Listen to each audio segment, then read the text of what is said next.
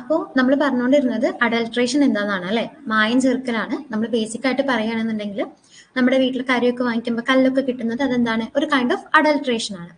അപ്പോൾ അഡൾട്രേഷൻ നമുക്ക് എങ്ങനെ കോമൺലി ഡിഫൈൻ ചെയ്യാം? അതൊരു the addition or subtraction of any substances to or from food so that the natural composition and quality of food substance is affected. അതായത് നമ്മളൊരു food, ആ ഫുഡിലേക്ക് ഒരു സബ്സ്റ്റൻസിൽ നമ്മൾ ആഡ് ചെയ്യുകയോ അല്ലെങ്കിൽ നമ്മൾ എന്ത് ചെയ്യാണ്, അതിൽ നിന്ന് ഒരു ഇമ്പോർട്ടൻ്റ് ആയിട്ടുള്ള ഒരു ഇൻഗ്രീഡിയൻറ്റിനെ നമ്മൾ റിമൂവ് ചെയ്യുകയോ ചെയ്യാണ്. ഇങ്ങനെ ചെയ്യുമ്പോൾ നമുക്കറിയാം ഏതൊരു ഫുഡാണെങ്കിലും അതിന്റെ നാച്ചുറൽ ആയിട്ടുള്ള ഒരു ക്യാരക്ടറിസ്റ്റിക്സ് ഉണ്ടാവും അല്ലേ. അപ്പോൾ നമ്മളിങ്ങനെ അതിലേക്ക് ഒരു എക്സ്ട്രാ ഒരു സാധനം ആഡ് ചെയ്യുക അല്ലെങ്കിൽ അതിൽ വളരെ ഇമ്പോർട്ടൻ്റ് ആയിട്ടുള്ള ഒരു ഇൻഗ്രീഡിയൻറ്റിനെ നമ്മൾ റിമൂവ് ചെയ്യുമ്പോൾ അതെന്ത് ചെയ്യും, അത് ആ ഫുഡിന്റെ നാച്ചുറൽ ആയിട്ടുള്ള ക്യാരക്ടറിസ്റ്റിക്സിനെ, അതായത് ആ ഒരു നാച്ചുറൽ ആയിട്ടുള്ള ആ ഒരു ഫുഡിന്റെ ആ ടേസ്റ്റ് ആയിക്കോട്ടെ, കളർ ആയിക്കോട്ടെ, അപ്പിയറൻസ് ആയിക്കോട്ടെ, ചിലപ്പോൾ അതിനൊക്കെ എഫക്ട് ചെയ്യും. അതേപോലെ തന്നെ ആ ഫുഡിന്റെ ക്വാളിറ്റിനെ എന്ത് ചെയ്യും, എഫക്ട് ചെയ്യുന്നുണ്ട് അല്ലേ. അതായത് ഒരു ഫുഡിൽ ശരിക്കും ഉണ്ടാവാൻ പാടില്ലാത്ത ഒരു സാധനമാണ് നമ്മൾ ഇതിലേക്ക് ആഡ് ചെയ്യുന്നത്, അല്ലെങ്കിൽ അതൊന്ന് വളരെ ഇമ്പോർട്ടൻ്റ് ആയിട്ട് ഉണ്ടാവേണ്ട ഒരു സാധനത്തെ നമ്മൾ റിമൂവ് ചെയ്യാണ്. ഇങ്ങനെയൊക്കെ സംഭവിക്കുമ്പോൾ എന്ത് ചെയ്യും, ആ ഒരു ഫുഡിന്റെ ക്വാളിറ്റിനെ എഫക്ട് ചെയ്യുന്നുണ്ട്. അതാണ് ബേസിക്കലി അഡൾട്രേഷൻ എന്ന് പറഞ്ഞാൽ, ഒന്നല്ലെങ്കിൽ അഡീഷൻ അല്ലെങ്കിൽ റിമൂവൽ. അതേപോലെ തന്നെ ഇത് നമുക്ക് അഡൾട്രേഷന്റെ മറ്റ് രീതികൾ എന്തൊക്കെയാണ്, മിക്സിംഗ് ഉണ്ട്, സബ്സ്റ്റിറ്റ്യൂഷൻ ഉണ്ട്, കൺസീലിംഗ് ദ ക്വാളിറ്റി. അതായത് വളരെ ലോ ക്വാളിറ്റി ആയിട്ടുള്ള ഒരു ഫുഡിനെ നമ്മൾ എന്ത് ചെയ്യാണ്, വളരെ ഹൈ ക്വാളിറ്റി പ്രൊഡക്റ്റ് ആണെന്ന് പറഞ്ഞിട്ട് നമ്മൾ സെല് ചെയ്യില്ലേ, അതാണ് ഈ കൺസീലിംഗ് ദ ക്വാളിറ്റി എന്ന് പറയുന്നത്.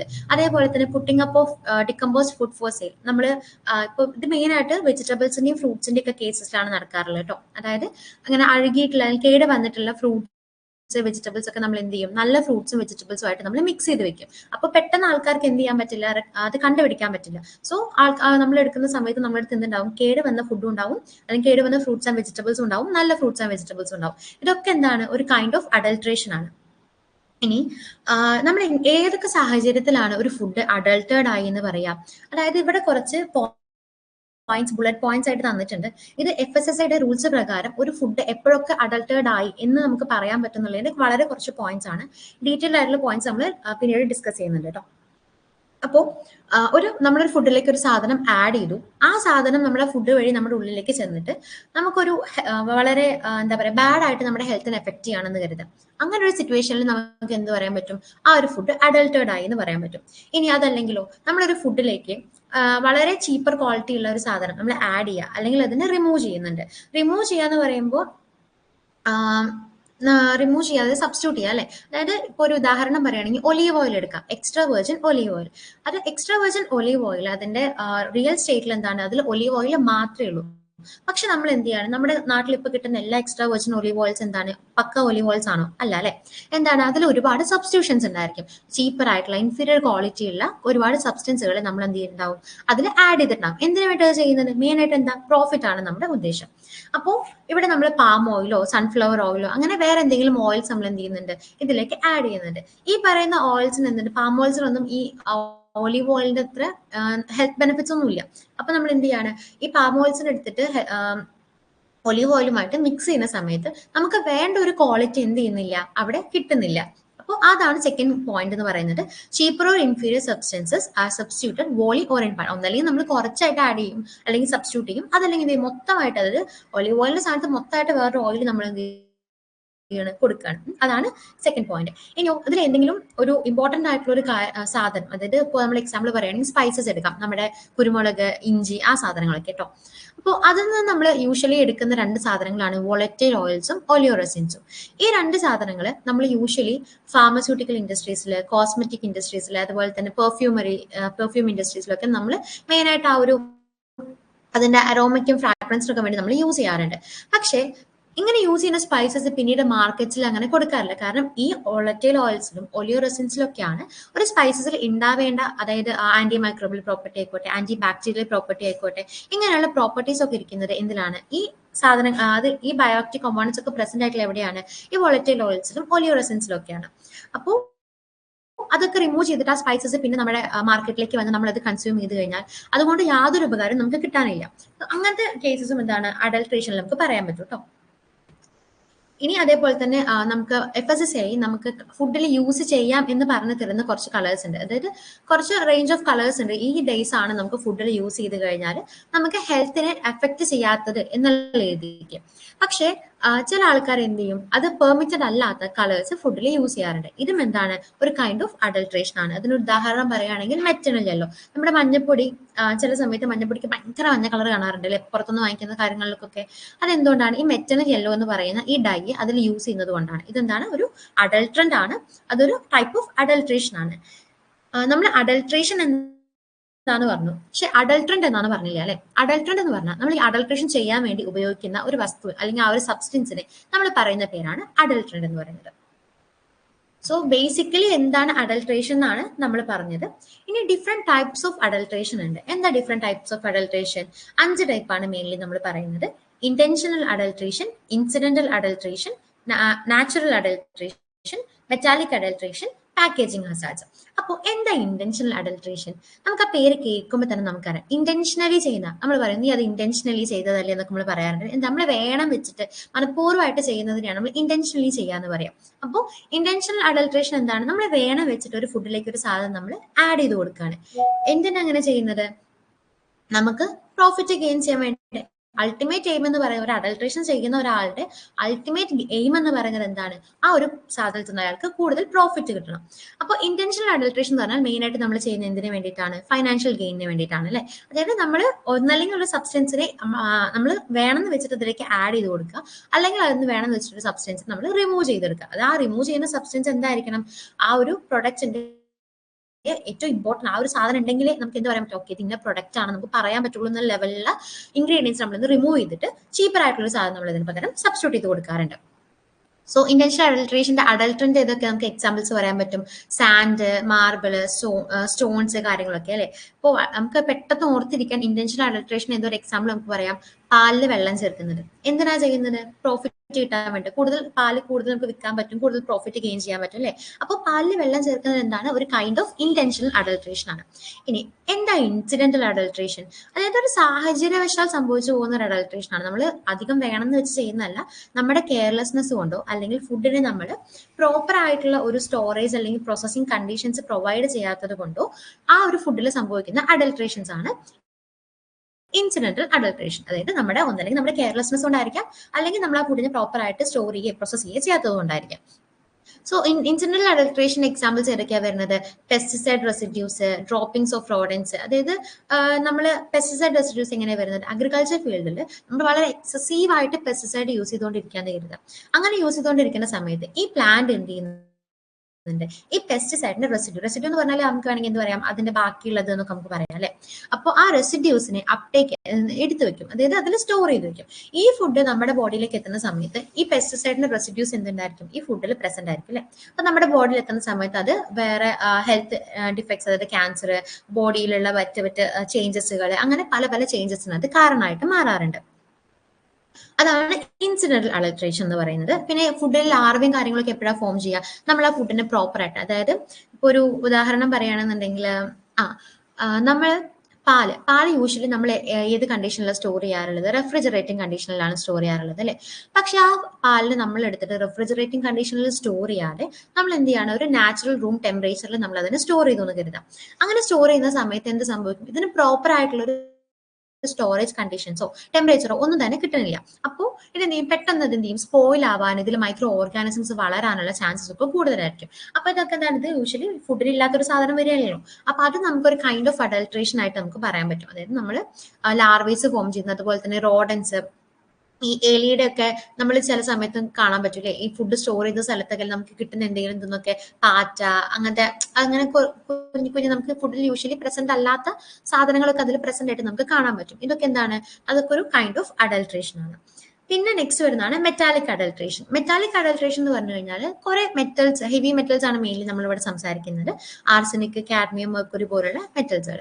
അപ്പോൾ ഇതിനൊക്കെ ഒരു സർട്ടൻ ലിമിറ്റ്സ് ഉണ്ട്. ഇന്ന ലിമിറ്റ് മുതൽ ഇന്ന ലിമിറ്റ് വരെ നമ്മുടെ ഫുഡിൽ അത് പ്രസന്റ് ആണെങ്കിൽ അത് വലിയ ചേഞ്ചസ് ഒന്നും നമ്മുടെ ബോഡിയിൽ കോസ് ചെയ്യുന്നില്ല. പക്ഷേ ആ ഒരു ലിമിറ്റ്, അത് ഈ ലിമിറ്റ് എന്ന് പറയുമ്പോൾ വലിയൊരു ലിമിറ്റ് ഒന്നും ആലോചിച്ച് വെക്കരുത്, വളരെ ചെറിയ കോൺസെൻട്രേഷൻസ് ആണ്. ഈ ഒരു ചെറിയ കോൺസെൻട്രേഷൻ്റെ ആ ലിമിറ്റിൽ നിന്ന് അത് ബിയോണ്ട് ആയി പോയി കഴിഞ്ഞാൽ അതെന്ത് സംഭവിക്കും, നമ്മുടെ ബോഡിയിൽ ഭയങ്കരമായിട്ടുള്ള ഡിഫറെൻ്റ് ആയിട്ടുള്ള ഹെൽത്ത് ഡിഫക്ട്സുകൾ കോസ് ചെയ്യാനുള്ള ചാൻസസ് ഉണ്ട്. അതാണ് ഈ മെറ്റാലിക് അഡൾട്രേഷൻ. അപ്പോൾ ഈ പെസ്റ്റിസൈഡുകളിൽ നിന്നുള്ള ആർസനിക്കൊക്കെ നമ്മുടെ ഫുഡിലേക്ക് വരാം. അതും അല്ലെങ്കിൽ എന്താ വാട്ടറിലൊക്കെ ഉള്ള ലെഡൊക്കെ നമ്മുടെ ഫുഡിലേക്ക് വരാം. അപ്പോൾ ഈ വാട്ടറിൽ എങ്ങനെ ലെഡ് ഉണ്ടാകുന്നത്, വാട്ടർ ക്യാരി ചെയ്യുന്ന പൈപ്സ് എന്നൊക്കെയാണ് ഈ ലെഡൊക്കെ വരുന്നത് കേട്ടോ. അപ്പോൾ ഈ കണ്ടൻസ് ഒക്കെ ഫുഡിലേക്ക് ഇങ്ങനെ വരും. ഇതാണ് മെറ്റാലിക് അഡൾട്രേഷനിൽ വരുന്നത്. ഇനി പാക്കേജിങ് ഹസാർഡ്സ് എന്ന് പറയുന്നത് നമുക്കറിയാം, ഓൾമോസ്റ്റ് എല്ലാ ഫുഡ്സും ഇപ്പൊ നമ്മുടെ കയ്യിലേക്ക് എത്തുന്നത് പാക്കഡ് ആയിട്ടുള്ള ഫോമിലാണ്. ഡിഫറെന്റ് ആയിട്ടുള്ള പാക്കേജിങ് മെറ്റീരിയൽസ് ഉണ്ട്. അതായത് പേപ്പർ ഉണ്ട്, ഗ്ലാസ് ഉണ്ട്, കാർഡ്ബോർഡ്സ് ഉണ്ട്, മെറ്റൽസ് ഉണ്ട്, അങ്ങനെ different type of packaging materials ഉണ്ട്. ഇപ്പോൾ നമ്മളൊരു ലെഡ്, ടിന്ന്, അലുമിനിയം പോലുള്ള പാക്കേജിങ് മെറ്റീരിയലിൽ നമ്മളൊരു ഫുഡിനെ പാക്ക് ചെയ്യുന്ന സമയത്ത് ദർ ആർ ചാൻസസ്, വളരെ റയർ ചാൻസസ് ആണ്, കൂടുതലും അങ്ങനെ നമ്മൾ ടെസ്റ്റിംഗ് ഒക്കെ ചെയ്തിട്ടാണ് ഒരു ഫുഡ്, ഒരു പാക്കേജിങ് മെറ്റീരിയൽ നമ്മൾ പാക്ക് ചെയ്യാറുള്ളത്. പക്ഷേ ചില കണ്ടീഷൻസിൽ എന്ത് സംഭവിക്കും, ഈ ടിന്ന്, ലെഡ്, അതുപോലെ തന്നെ അലുമിനിയം പോലുള്ള മെറ്റൽസ് എന്ത് ചെയ്യാം, ഈ ഫുഡിൽ, ഈ പാക്കേജിങ് മെറ്റീരിയൽസ് ഫുഡിൽ പ്രസന്റ് ആവാനുള്ള ചാൻസസ് ഉണ്ട്. അതാണ് പാക്കേജിങ് ഹസാർഡ്സ് വഴി നമ്മൾ ഉദ്ദേശിക്കുന്നത്. അപ്പോൾ ഇതാണ് മെയിൻ ആയിട്ടുള്ള different types of adulteration. Intentional adulteration ഉണ്ട്, ഇൻസിഡന്റൽ അഡൾട്രേഷൻ ഉണ്ട്, നാച്ചുറൽ അഡൾട്രേഷൻ ഉണ്ട്, metallic adulteration and packaging hazards. ഇനി നമ്മളിപ്പോൾ ഇവിടെ പറയുന്നുണ്ട് ഫുഡ് അഡൾട്രേഷൻ കാറ്റഗറീസ് അല്ലെ. അതായത് 3 കാറ്റഗറീസ് ആണ് ഇവിടെ ഇപ്പോൾ ഈ സ്ലൈഡിൽ നമുക്ക് കാണാൻ പറ്റുന്നത്. Replacement, addition and removal. Replacement എന്താണ്? സബ്സ്റ്റിറ്റ്യൂഷൻ പോലത്തെ ഒരു സെറ്റപ്പ് ആണ്. അതായത് നമ്മൾ എന്ത് ചെയ്യാണ്, ഒരെണ്ണം റിമൂവ് ചെയ്തിട്ട് മറ്റൊന്നിന് നമ്മൾ അത് ലെസ് എക്സ്പെൻസീവ് ആയിട്ടുള്ള ഒരു സബ്സ്റ്റിറ്റ്യൂട്ടിനെ നമ്മൾ എന്ത് ചെയ്യുന്നു, അതിലേക്ക് വെക്കുന്നു. അപ്പോൾ ഒരു എക്സാമ്പിൾ നേരത്തെ പറഞ്ഞ ഒലീവ് ഓയിലിന്റെ എക്സാമ്പിൾ എടുക്കാൻ, നമുക്ക് ഒലീവ് ഓയിൽ എന്ത് ചെയ്യാണ്, നമ്മൾ പാം ഓയിൽ അല്ലെങ്കിൽ സൺഫ്ലവർ ഓയിൽസ് ഒക്കെ എന്ത് ചെയ്യുന്നുണ്ട്, ഒലീവ് ഓയിൽ ഒന്നല്ലെങ്കിൽ കുറച്ച് ഒലീവ് ഓയിൽ മാറ്റിയിട്ട് കുറച്ച് ഇത് സബ്സ്റ്റിറ്റ്യൂട്ട് ചെയ്ത് വെക്കാം, അല്ലെങ്കിൽ റീപ്ലേസ് ചെയ്ത് വെക്കാം. അതല്ലാന്നുണ്ടെങ്കിൽ കംപ്ലീറ്റ് ആയിട്ട് ഒലീവ് ഓയിൽ കംപ്ലീറ്റ് ആയിട്ട് മാറ്റിയിട്ട് നമുക്ക് എന്ത് ചെയ്യാൻ പറ്റും, പാം ഓയിൽ അല്ലെങ്കിൽ ഈ സൺഫ്ലവർ ഓയിൽ നമുക്ക് സബ്സ്റ്റിറ്റ്യൂട്ട് ചെയ്ത് വെക്കാൻ പറ്റും. ഇനി അഡീഷൻ എന്ന് പറഞ്ഞു കഴിഞ്ഞാൽ നമ്മൾ എന്ത് ചെയ്യാണ്, വേറൊരു സാധനം നമ്മൾ ആഡ് ചെയ്യാണ് അല്ലെ. പാലിലെ വെള്ളം ചേർക്കുന്ന ഈസി ആയിട്ട് നമുക്ക് ഓർത്ത് വെക്കാൻ പറ്റുമല്ലോ. അഡീഷൻ എന്ന് പറഞ്ഞാൽ അതാണ്. റിമൂവൽ എന്ന് പറഞ്ഞു കഴിഞ്ഞാൽ ഒരു വാല്യൂബിൾ ആയിട്ടുള്ള ഒരു കോൺസ്റ്റന്റ്, അതിലുള്ള വാല്യൂബിൾ ആയിട്ടുള്ള ഒരു സബ്സ്റ്റൻസിനെ നമ്മൾ എന്ത് ചെയ്യാണ്, നമുക്ക് പർച്ചേസ്, ഒരിക്കലും നമുക്ക് അഡൾട്രേഷൻ നടക്കുന്നത് ഒരിക്കലും എന്തായാലും ആരോട് പറയാൻ പോകുന്നില്ല, കസ്റ്റമേഴ്സിനോട് പറയാൻ പോകുന്നില്ല. ഒരിക്കലും ആരും ഒരു അഡൾട്ടേഡ് ആയിട്ടുള്ള ഒരു പ്രൊഡക്റ്റ് വിൽക്കുന്ന ആരും അതിന്റെ പാക്കേജിങ് മെറ്റീരിയൽ എന്ത് എഴുതിയേക്കില്ല, ഓക്കെ ഞങ്ങൾ അഡൾട്ടേഡ് ആയിട്ടുള്ള ഒരു പ്രൊഡക്റ്റ് ആണ് കേട്ടോ നിങ്ങൾക്ക് വിൽക്കുന്നതെന്ന് പറഞ്ഞിട്ട് എഴുതി വെക്കാറില്ല. അപ്പൊ നമ്മൾ അറിയാതെയാണ് ഈ സംഭവങ്ങളൊക്കെ നടക്കുന്നത് അല്ലെ. ഇപ്പോൾ ഈ സ്പൈസസ് നമ്മൾ പറഞ്ഞു വോളറ്റൈൽ ഓയിൽ റിമൂവ് ചെയ്യാന്ന് പറഞ്ഞു അല്ലെ. ഇങ്ങനെ വോളറ്റൈൽ ഓയിൽ റിമൂവ് ചെയ്ത ഒരു സ്പൈസസ് നമ്മുടെ കയ്യിലേക്ക് എത്തുമ്പോൾ നമുക്കത് അറിയാൻ പറ്റും. ടെസ്റ്റും കാര്യങ്ങളൊക്കെ ഉണ്ട്, പക്ഷെ അതല്ല, അതൊരു വളരെ കോമൺ ആയിട്ടുള്ള ഒരാൾക്ക് ആ ഒരു സ്പൈസസിനെ നമുക്ക് പെട്ടെന്ന് അങ്ങനെ അറിയാൻ പറ്റില്ല. ഓക്കെ ഇത് അഡൾട്ടേഡ് ആണ് എന്ന് പറഞ്ഞിട്ട് നമുക്ക് അറിയാൻ പറ്റില്ല. പിന്നെ ഓക്കെ ടെസ്റ്റും കാര്യങ്ങളൊക്കെ ചെയ്ത് കഴിഞ്ഞാൽ നമുക്ക് അറിയാൻ പറ്റും കേട്ടോ. പിന്നെ മിക്സിങ് എന്താണ്, എന്തെങ്കിലുമൊക്കെ ആയിട്ട് നമ്മൾ അഡീഷൻ എന്ന് പറയുന്ന സാധനം തന്നെയാണ് ഈ മിക്സിംഗ് എന്ന് പറയുന്നത്. ക്ലേയോ സ്റ്റോണോ, അരിയിൽ കല്ലൊക്കെ മിക്സ് ചെയ്യില്ലേ, കടലയിലും കാര്യങ്ങളിലും മുതിരയിലൊക്കെ കല്ല് നമുക്ക് കടിക്കാറില്ലേ, ഇതൊക്കെ എന്തുകൊണ്ടാണ്, ഈ ഒരു മിക്സിങ്, ഈ ഒരു അഡൾട്രേഷൻ കൊണ്ടാണ് കേട്ടോ. സബ്സ്റ്റിറ്റ്യൂഷൻ എന്ന് പറഞ്ഞു കഴിഞ്ഞാൽ ചീപ്പർ ആയിട്ടുള്ള, ഇൻഫീരിയർ ആയിട്ടുള്ള ഒരു സബ്സ്റ്റൻസിന് നമ്മൾ എന്ത് ചെയ്യാണ്, അതിലുള്ള വളരെ ക്വാളിറ്റി, നമുക്ക് അതിൽ ആ ഒരു സാധനം ഉണ്ടായേ പറ്റുന്നുള്ള കുറച്ച് ഐറ്റംസ് ഉണ്ടാവുമല്ലോ, ആ ഒരു സാധനത്തിൽ റിമൂവ് ചെയ്തിട്ട് ഈ ഒരു ഇൻഫീരിയർ ആയിട്ടുള്ള, ചീപ്പർ ആയിട്ടുള്ള സബ്സ്റ്റൻസുകൾ എന്ത് ചെയ്യുന്നു, അതിലേക്ക് റീപ്ലേസ് ചെയ്യുന്നുണ്ട്. പിന്നെ കൺസീലിംഗ് ക്വാളിറ്റി എന്ന് പറഞ്ഞാൽ ഫുഡിന്റെ സ്റ്റാൻഡേർഡിനെ ഹൈഡ് ചെയ്യാൻ വേണ്ടിയിട്ടാണ് നമ്മൾ മെയിൻ ആയിട്ട് ചെയ്യാറുള്ളത്. അതായത് വളരെ ലോ ക്വാളിറ്റി ഉള്ള ഒരു പ്രൊഡക്റ്റ് നമ്മൾ എന്ത് ചെയ്യാണ്, ഓക്കെ നല്ല ക്വാളിറ്റിയാണ്, അടിപൊളി ക്വാളിറ്റിയാണ് പറഞ്ഞാൽ നമ്മൾ വിൽക്കാറില്ലേ. ഇപ്പോൾ നമ്മൾ മാർക്കറ്റിൽ തന്നെ ഈ വല്ലാതെ മാനുഫാക്ചറിങ്ങിന്റെ പാക്കേജിംഗ് ഒക്കെ വളരെ കോമൺ ആയിട്ടുള്ള പാക്കേജിംഗ് ഒക്കെ ഉള്ള മാനുഫാക്ചേഴ്സിന്റെ ഡീറ്റെയിൽസും കാര്യങ്ങളും ഇല്ലാത്ത ഫുഡ്സ് ഒക്കെ എന്താണ്, ആക്ച്വലി ലോ ക്വാളിറ്റി ഫുഡ്സ് ആണ്. അത് പ്രിപ്പയർ ചെയ്യുന്നത് നമ്മൾ പറയുന്ന ഈ FSSAI പ്രിസ്ക്രൈബ് ചെയ്തിട്ടുള്ള സ്റ്റാൻഡേർഡിൽ അനുസരിച്ചിട്ടാണെന്നൊന്നും നമുക്കറിയില്ല. പക്ഷെ നമുക്ക് നോക്കി കാണുമ്പോൾ നല്ല ഭംഗിയാണ്, കളറാണ്, എല്ലാം കാണുമ്പോൾ നമ്മൾ അട്രാക്റ്റഡ് ആയിട്ട് നമ്മൾ അതിലേക്ക് പോയി വാങ്ങിക്കാറുണ്ട് അല്ലെ. ഇപ്പൊ പിന്നെ ആൾക്കാർ കൂടുതലും ഈ FSSAIയുടെ ലേബലിംഗ് ഉണ്ടോ കാര്യങ്ങളുണ്ടോ എന്നൊക്കെ നോക്കാറുണ്ട്. പക്ഷെ സ്റ്റിൽ നമ്മളത് ആൾക്കാർ വാങ്ങിക്കാറുണ്ട്. ഇനി ഡികമ്പോസ്ഡ് ഫുഡ്സിൽ എന്താ, നമ്മൾ ഫ്രൂട്ട്സിലും വെജിറ്റബിൾസും ആണുള്ളത്. അതായത് കേട് വന്ന ഫ്രൂട്ട്സും വെജിറ്റബിൾസും നല്ല ഫ്രൂട്ട്സും വെജിറ്റബിൾസും ആയിട്ട് മിക്സ് ചെയ്തിട്ട് അത് ആൾക്കാരിലേക്ക് കൊടുക്കാറുണ്ട്. അതും ഒരു കൈൻഡ് ഓഫ് അഡൾട്രേഷൻ ആണ്.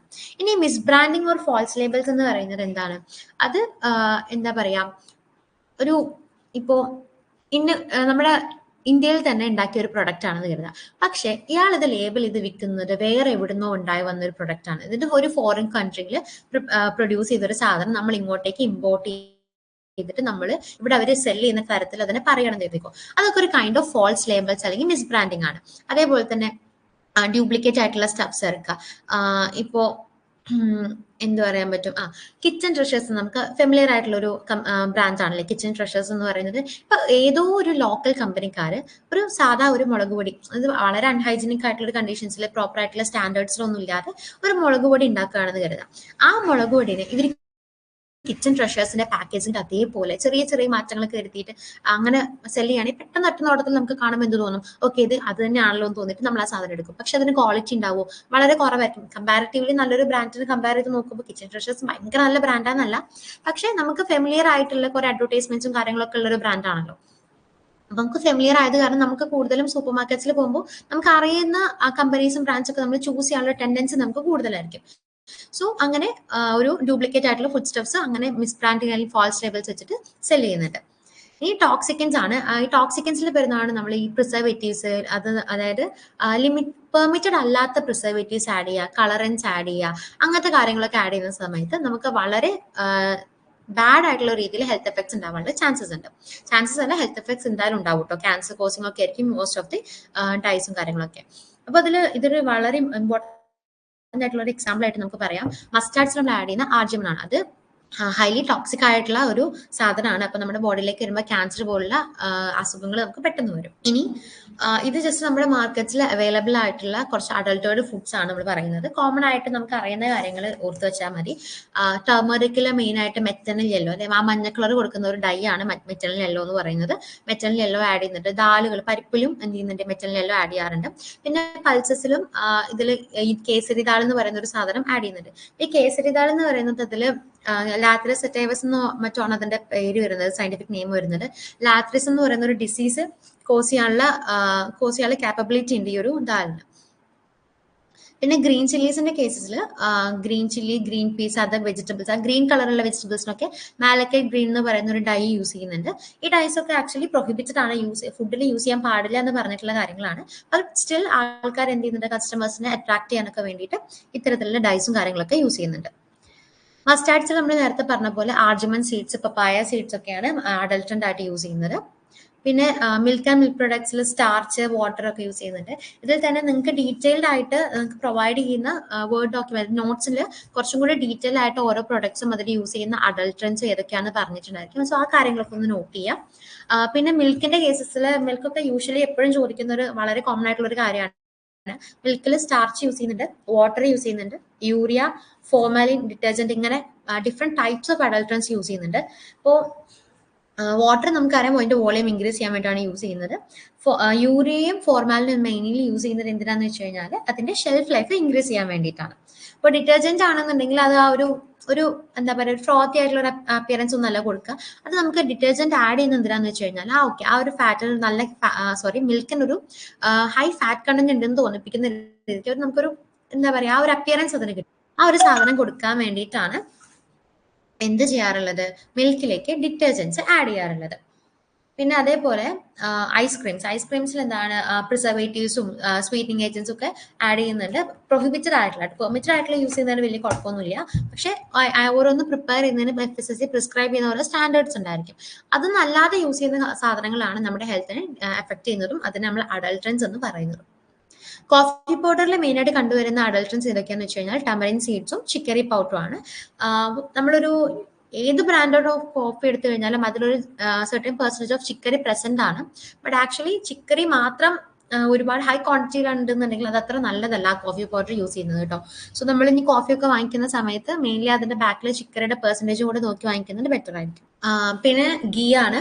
ഗീയില് മെയിൻലി വെജിറ്റബിളും പ്ലാന്റ് ഓയിൽസ് ഒക്കെ യൂസ് ചെയ്യുന്നത്. ഇപ്പൊ ഗീ എന്ന് പറഞ്ഞാൽ നമുക്ക് അറിയാലോ അല്ലെ, മിൽക്കിന്റെ ഒരു പ്രൊഡക്റ്റ് ആണ് ഗീ എന്ന് പറയുന്നത്. അപ്പൊ അതിൽ നമ്മൾ വനസ്പതിയൊക്കെ മെയിൻലി യൂസ് ചെയ്യാറുണ്ട് ഗീയിൽ അഡൾട്ടന്റ് ആയിട്ട്. ഫിഷിൽ ഫോർമാലിൻ യൂസ് ചെയ്യാറുണ്ട്. ഒബ്വിയസ്ലി എന്തിനു വേണ്ടിയിട്ടായിരിക്കും, അതിന്റെ ഷെൽഫ് ലൈഫ് ഇൻക്രീസ് ചെയ്യാൻ വേണ്ടിയിട്ടായിരിക്കും അല്ലെ. ചില്ലി പൗഡറിൽ സോഡസ്റ്റ്, ബ്രിക് പൗഡർ അതൊക്കെ യൂസ് ചെയ്യുന്നുണ്ട്. അതിന്റെ ആ ഒരു കളർ, ബ്രിക് പൗഡർ ഒക്കെ ആ ഒരു ഇതേ ചില്ലി പൗഡർ സെയിം കളർ ആണല്ലോ. പിന്നെ ഫ്രൂട്ട്സിന്റെ കേസസിലാണെങ്കിൽ വാക്സസ് യൂസ് ചെയ്യാറുണ്ട് അതിന്റെ മേലൊരു കോട്ടിങ്ങിന്റെ ഷൈനി അപ്പിയറൻസിന് വേണ്ടിയിട്ട്. കാൽഷ്യം കാർബൈഡ്, അത് പെട്ടെന്ന് അങ്ങനെ പഴുക്കാനൊക്കെ വേണ്ടിയിട്ട് കാൽഷ്യം കാർബൈഡ് യൂസ് ചെയ്യാറുണ്ട്. ഹണിയുടെ കേസസിലാണെങ്കിൽ sugar syrup, high fructose corn syrups ഒക്കെയാണ് യൂസ് ചെയ്യാറുള്ളത് അഡൾട്ടറൻസ് ആയിട്ട് കേട്ടോ. പിന്നെ എഡിബിൾ ഓയിൽസിൽ മിനറൽ ഓയിൽ, ആൽമണ്ട് ഓയിൽ അങ്ങനത്തെ കാര്യങ്ങളൊക്കെയാണ് അഡൾട്രൻ്റ് ആയിട്ട് യൂസ് ചെയ്യാറുള്ളത്. ഇത്രയും കാര്യങ്ങളാണ് അഡൾട്രേഷൻ എന്ന് പറയുമ്പോൾ. എന്താ നമ്മൾ അഡൾട്രേഷൻ എന്താന്ന് പറഞ്ഞു, അഡൾട്രൻ്റ് എന്താന്ന് പറഞ്ഞു, ടൈപ്സ് ഓഫ് അഡൾട്രേഷൻസ് ഏതൊക്കെയാന്ന് പറഞ്ഞു, പിന്നെ മാർക്കറ്റിൽ കോമൺ ആയിട്ടുള്ള നമുക്ക് വളരെ ഫെമിലിയർ ആയിട്ടുള്ള കുറച്ച് പ്രൊഡക്ട്സും അതിന്റെ അഡൾട്ടൻ്റ് ആയിട്ട് എന്തൊക്കെയാണ് യൂസ് ചെയ്യുന്നതെന്ന് പറഞ്ഞു. ഇതിന്റെ കുറച്ചും കൂടി എലാബറേറ്റഡ് ആയിട്ടുള്ള ടേബിൾസ് നിങ്ങൾക്ക് പ്രൊവൈഡ് ചെയ്യുന്ന നോട്ട്സിൽ ഉണ്ടായിരിക്കും. അത് എന്തായാലും റെഫർ ചെയ്യണേ. ഞാൻ ജസ്റ്റ് മാത്രമേ പറഞ്ഞിട്ടുള്ളൂ. വളരെ ഡീറ്റെയിൽ ആയിട്ടുള്ള ഏതൊക്കെ പക്കയായിട്ടുള്ള ഏതൊക്കെ അഡൾട്ടൻസ് ആണെന്നൊന്നും പറഞ്ഞിട്ടില്ല. നിങ്ങൾക്ക് പ്രൊവൈഡ് ചെയ്യുന്ന നോട്ട്സിൽ ഈ അഡൾട്ടൻസ് ഏതൊക്കെയാണ് അതിന്റെ ടെസ്റ്റിങ്ങും കാര്യങ്ങളും കൂടെ പറയുന്നുണ്ട്.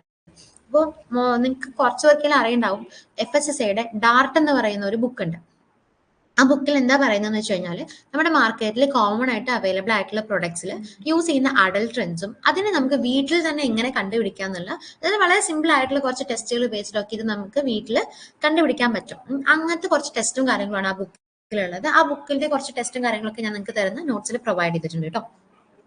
ബുക്കിന്റെ പേര് ആരും മറക്കരുത്, ഡാർട്ട്, DART. അത് വേണമെങ്കിൽ ഒന്ന് റെഫർ ചെയ്യുന്നത് നല്ലതായിരിക്കും. ഓൺലൈനിൽ ഗൂഗിളിലൊക്കെ കയറിയിട്ട് ഡാർട്ട് എന്ന് അടിച്ചു കൊടുത്താൽ നിങ്ങൾക്ക് ആ ബുക്ക് അവൈലബിൾ ആയിരിക്കും. ഇനി ഇതിവിടെ ആക്ച്വലി കമ്പൽസറി ആയിട്ടുള്ള ഒരു ടോപ്പിക് അല്ല, പക്ഷെ അഡൾട്രേഷനെ കുറിച്ച് പറഞ്ഞത് കാരണം ഞാൻ ഇവിടെ ഇൻക്ലൂഡ് ചെയ്തതാണ്. Prevention of food adulteration act 1954. ഇത് നമ്മുടെ നമുക്ക് എല്ലാവർക്കും അറിയാം. ഇപ്പൊ നമുക്കൊരു ഒറ്റ ലോ ആണല്ലേ, food safety and standard act 2006 ആണ്. അതാണ് നമ്മുടെ എല്ലാത്തിനെയും കൺട്രോൾ ചെയ്യുന്നതും മോണിറ്റർ ചെയ്യുന്നതും. ആ ഒരു ആക്ടിന്റെ ബേസിസ് ആണ് എല്ലാം നോക്കുന്നത്. പക്ഷെ ആ ഒരു ആക്ട് വരുന്നതിന് മുമ്പ് നമുക്ക് എല്ലാത്തിനും സെപ്പറേറ്റ് ആയിരുന്നു. ഇപ്പോൾ അഡൾട്രേഷൻ പ്രിവെൻഷൻ ബേസിസ് ആണ് ഈ ഒരു ആക്ട് ഉള്ളത്, prevention of food adulteration act, PFA ആണ് ഇതിന്റെ ഷോർട്ട് ഫോം എന്ന് പറയുന്നത്. ഇത് 1954 ഇന്ത്യൻ പാർലമെന്റ് ഇനാക്ട് ചെയ്തത്. അമെൻഡ് ചെയ്തത് 1964, 1976 ആണ്. അത് പിന്നെ അത് കഴിഞ്ഞപ്പോഴാണ് നമുക്ക് എന്തുണ്ടായത്, 2006 FSSA ആക്ട് വന്നത്. അപ്പൊ ഈ ആക്ടിന്റെ കീഴിലാണ് ഇപ്പൊ എല്ലാതും മോണിറ്റർ ചെയ്യുന്നത്. അതായത് നമുക്ക് മുന്നേ ഒരുപാട് ലോസ് ഉണ്ടായിരുന്നു, ആക്ടുകൾ ഉണ്ടായിരുന്നു. Prevention of food adulteration, meat and meat products order, fruit and fruit products order, അങ്ങനെ ഒരുപാട് ആക്ടുകൾ ഉണ്ടായിരുന്നു. ഈ ആക്ടുകളെല്ലാം കൂടെ ഇപ്പോൾ ഒരൊറ്റ കൊടക്കീഴിലായി എന്ന് വേണമെങ്കിൽ നമുക്ക് പറയാൻ പറ്റും. ഫുഡ് സേഫ്റ്റി ആൻഡ് സ്റ്റാൻഡേർഡ്സ് ആക്ടിന്റെ കീഴിലാണ് കേട്ടോ. അപ്പൊ നമുക്കുള്ളത് ഫുഡ് ലോസ് ഒക്കെ പഠിക്കുന്ന സമയത്ത് നമ്മളത് ഡീറ്റെയിൽ ആയിട്ട് പഠിക്കും. ഇനി ഇതിന്റെ ഒബ്ജക്റ്റീവ് എന്തായിരുന്നു, ഈ PFAയുടെ ആക്ട്, അതായത് PFA 1954 ഒബ്ജക്റ്റീവ്സ് എന്താണ്? ഫുഡിന്റെ അഡൾട്രേഷൻ പ്രിവെന്റ്. ഒബ്വിയസ്ലി നമുക്ക് ആ പേര് കേൾക്കുമ്പോൾ തന്നെ മനസ്സിലാവും അല്ലെ, അഡൾട്രേഷൻ പ്രിവെന്റ് ചെയ്യാൻ വേണ്ടിയാണ് പ്രിവെൻഷൻ ഓഫ് ഫുഡ് അഡൾട്രേഷൻ എന്ന് പറയുന്ന ഒരു ആക്ട് ആണ് നമ്മൾ കൊണ്ടുവന്നിട്ടുള്ളത്. ഇനിയോ ഈ അഡൾട്ടഡ് ആയിട്ടുള്ള പ്രോഡക്ട്സ് പീപ്പിൾസ് കൺസ്യൂം ചെയ്ത് കഴിഞ്ഞാൽ അവിടെ എന്തുണ്ട്, അവരുടെ ഹെൽത്തിനെ അത് ബാധിക്കുന്നുണ്ട് അല്ലെ. അപ്പോൾ ഇങ്ങനെയുള്ള പബ്ലിക്കിനെ നമുക്ക് എന്ത് പ്രൊട്ടക്ട് ചെയ്യാൻ പറ്റും? പോയിസണസ് ആയിട്ടുള്ള, ഹാർംഫുൾ ആയിട്ടുള്ള ഫുഡ്സ് നിന്ന് പ്രൊട്ടക്ട് ചെയ്യാൻ പറ്റും. എങ്ങനെ പ്രൊട്ടക്ട് ചെയ്യാൻ പറ്റും? അഡൾട്രേഷൻ പ്രിവെന്റ് ചെയ്ത് നമ്മളത് പ്രോപ്പർ ആയിട്ട് മോണിറ്റർ ചെയ്ത് കൊണ്ടുനടക്കുകയാണെന്നുണ്ടെങ്കിൽ ഡെഫിനറ്റ്ലി അഡൾട്രേഷൻ എന്ന് പറയുന്ന സംഭവം അവിടെ ഹാപ്പൻ ചെയ്യില്ല. സോ അഡൾട്രേഷൻ ഹാപ്പൻ ചെയ്യില്ലെങ്കിൽ ഇങ്ങനെ അഡൾട്ടഡ് ആയിട്ടുള്ള ഫുഡ് പ്രൊഡക്ട്സ് കൺസ്യൂമേഴ്സിലേക്ക് എത്തുകയില്ല, അത് അവരെ ഹാർംഫുൾ ആയിട്ട് ബാധിക്കുകയില്ല. നെക്സ്റ്റ് വൺ ആണ് സബ്സ്റ്റാൻഡേർഡ് ഫുഡ്സ്. അതായത് ലോ ക്വാളിറ്റി ഉള്ള പ്രൊഡക്ട്സ് ഹൈ ക്വാളിറ്റി ആണെന്ന് പറഞ്ഞിട്ട് നമ്മൾ എന്ന് പറഞ്ഞു അല്ലെ. അപ്പൊ അങ്ങനെ സെൽ ചെയ്യാതിരിക്കുമ്പോൾ എന്താണ്, സബ്സ്റ്റാൻഡേർഡ് ലോ ക്വാളിറ്റി ഉള്ള പ്രൊഡക്ട്സും ഇതേപോലെ കൺസ്യൂമേഴ്സിലേക്ക് എത്തില്ല. അങ്ങനെ അത് പ്രിവെന്റ് ചെയ്യാൻ കൊണ്ട് സാധിച്ചിട്ടുണ്ട്. സാധിച്ചിട്ടുണ്ടെന്നല്ല, അതൊക്കെയായിരുന്നു ഇതിന്റെ മെയിൻ ആയിട്ട് ഇതെന്ന് പറയുന്നത്. ദെൻ കൺസ്യൂമേഴ്സിന് വളരെ പ്യുവർ ആയിട്ടുള്ള അതിന്റെ ഒരു ഫുഡ് എന്ന് പറയുമ്പോൾ അതിന്റെ അപ്പിയറൻസ് ആയിക്കോട്ടെ, കളർ ആയിക്കോട്ടെ, ടേസ്റ്റ് ആയിക്കോട്ടെ, ടെക്സ്ചർ ആയിക്കോട്ടെ, എല്ലാം എന്തായിരിക്കണം, കൺസ്യൂമേഴ്സിന് വളരെ നമുക്കിത് കഴിച്ചു കഴിഞ്ഞാൽ ഓ നല്ല ഫുഡ് എന്ന് നമുക്ക് തോന്നില്ലേ, അങ്ങനെ രീതിക്ക് അത്രയും നല്ല ഫുഡ്, വോൾസം ആയിട്ടുള്ള ഒരു ഫുഡ് കൺസ്യൂമേഴ്സിന് എന്താ പറയാ കൊടുക്കാൻ വേണ്ടി, അത് ആ ഒരു അഷ്വറൻസ് കൊടുക്കാൻ വേണ്ടിയിട്ട് ഈ ആക്ടിന് സഹായിക്കുന്നുണ്ട്, ആക്ട് നോക്കുന്നുണ്ട്. Then protect consumers from fraudulent and deceptive trade practices. അതായത് ഈ മിസ് ബ്രാൻഡിങ്, ഫോൾസ് ലേബലിംഗ് പോലുള്ള കാര്യങ്ങളൊക്കെ പ്രിവെന്റ് ചെയ്തിട്ട് എന്താണോ ഫുഡ് ആ രീതിക്ക് ഫുഡ് കമ്മ്യൂണിക്കേറ്റ് ചെയ്തിട്ട് കൺസ്യൂമേഴ്സിലേക്ക് എത്തിക്കാനും അഡൾട്രേഷൻ പ്രിവെന്റ് ചെയ്യാനും ഈ ആക്ട് ഹെൽപ്പ് ചെയ്യുന്നുണ്ട്. ഇനി ഇത് പ്രിവെൻഷൻ ഓഫ് ഫുഡ് അഡൾട്രേഷൻ ആക്ടിന്റെ കീഴിൽ പറഞ്ഞിട്ടുള്ള കുറച്ച് ഡെഫിനേഷൻസ് ആണ്. എന്താണ് ഒരു അഡൾട്രേറ്റഡ് ഫുഡ് എന്ന് പറഞ്ഞാൽ, എന്തൊക്കെ കണ്ടീഷൻസിലാണ് നമ്മളുടെ ഫുഡ് അഡൾട്രേറ്റഡ് ആയി എന്ന് പറയാന്നൊക്കെയാണ് ഇതിൽ പറയുന്നത്. So the food that is not of natural quality or substance demanded by the purchaser. അതായത് ഇപ്പൊ നമ്മളൊരു പ്രൊഡക്റ്റ് വാങ്ങിക്കുകയാണെന്ന് കരുതിക്കോ, ആ ഒരു പ്രൊഡക്റ്റ് വാങ്ങിക്കാൻ പോകുന്ന സമയത്ത് നമുക്ക് മനസ്സിലൊരു എന്താ പറയാ ഒരു ഇമേജ് ഉണ്ടാവില്ലേ, ഓക്കെ ഈ ഫുഡ് എന്ന് പറയുന്നത് ഇങ്ങനെ ഇരിക്കുന്നതായിരിക്കും, ഇങ്ങനെയാണെങ്കിലാണ് ഇപ്പോ എന്താ പറയാ, ഇപ്പൊ എന്റെ ഇത് വെച്ച് പറയുകയാണെങ്കിൽ എനിക്ക് ലഡു എന്ന് പറയുന്നത് എപ്പോഴും മഞ്ഞ കളറിൽ നല്ല ഉരുണ്ട് നല്ല ഭംഗിയില് ആ ഒരു ഭയങ്കര സ്മൂത്ത് ഫിനിഷിംഗ് ആയിട്ടിരിക്കുന്ന സാധനമാണ് എന്റെ മനസ്സിൽ എനിക്ക് ലഡു എന്ന് പറയുമ്പോൾ ഫസ്റ്റ് ഓർമ്മ വരിക. അപ്പൊ എനിക്ക് ഞാനൊരു കടയിൽ പോകുന്ന സമയത്ത് നമ്മൾ നോക്കുക എന്തായിരിക്കും, അങ്ങനത്തെ സാധനം ഉണ്ടെങ്കിൽ എന്റെ ഫസ്റ്റ് പ്രിഫറൻസ് ആ സാധനത്തിനായിരിക്കും. അപ്പൊ അതേപോലെ ഓരോ ആൾക്കാർക്കും ഒരു ഫുഡ് പ്രൊഡക്റ്റ് എന്ന് പറയുന്ന സമയത്ത് അവരുടെ മനസ്സിൽ ഒരു ഇമേജ് ഉണ്ടായിരിക്കും, ഒരു ക്വാളിറ്റി അല്ലെങ്കിൽ ആ ഒരു ഇതിന്റെ ക്യാരക്ടറിസ്റ്റിക്സ് ഉണ്ടാവണമെന്നുണ്ടായിരിക്കും. അതുണ്ടോ?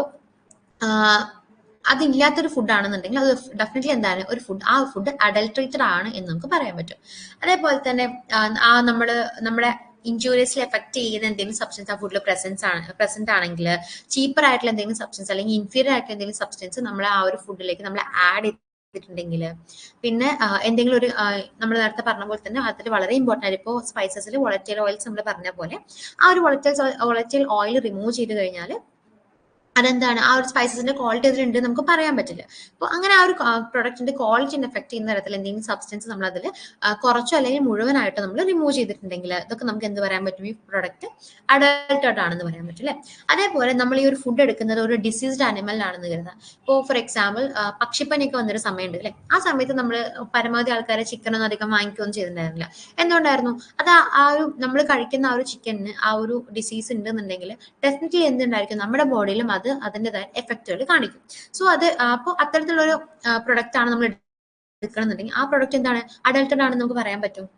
അതേപോലെ നമ്മൾ ഒരു ഫുഡിന് ഓരോ സ്റ്റാൻഡേർഡ് ഉണ്ടായിരിക്കും അല്ലെ. ഇപ്പോൾ ഒരു എക്സാമ്പിൾ പറയുകയാണെന്നുണ്ടെങ്കിൽ ഇപ്പോൾ FSSAI പ്രകാരം ജാമിനും ജെല്ലീസിനൊക്കെ ഓരോ സ്റ്റാൻഡേർഡ്സ് ഉണ്ട്. അതിൽ ഇത്ര TSS ഉണ്ടായിരിക്കണം, ഇത്ര ഷുഗർ കണ്ടന്റ് ഉണ്ടായിരിക്കണം, അതുപോലെ തന്നെ ഇത്ര ഫ്രൂട്ട് പെർസെന്റേജ് ഉണ്ടായിരിക്കും, ഫ്രൂട്ട് ജ്യൂസ് ഉണ്ടായിരിക്കണം, അങ്ങനെ ഓരോ സ്റ്റാൻഡേർഡ്സ് ഉണ്ട്. അപ്പൊ ഈ ഒരു സ്റ്റാൻഡേർഡ്സ് ഫുഡ് മീറ്റ് ചെയ്യാൻ പറ്റിയില്ലെങ്കിൽ അതെന്താണ്, അഡൾട്ടഡ് ഫുഡാണ്.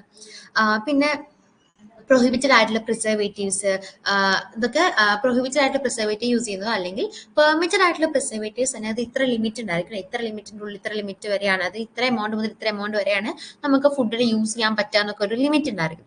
ആ ലിമിറ്റിന്റെ എക്സസ് ആയിട്ട് നമ്മൾ യൂസ് ചെയ്യുന്നുണ്ടെങ്കിലോ അല്ലെങ്കിൽ പ്രൊഹിബിറ്റഡ് ആയിട്ടുള്ള പ്രിസർവേറ്റീവ്സ് നമ്മൾ യൂസ് ചെയ്യുന്നുണ്ടെങ്കിലോ ഒക്കെ നമുക്ക് എന്ത് പറയാൻ പറ്റും, ആ ഒരു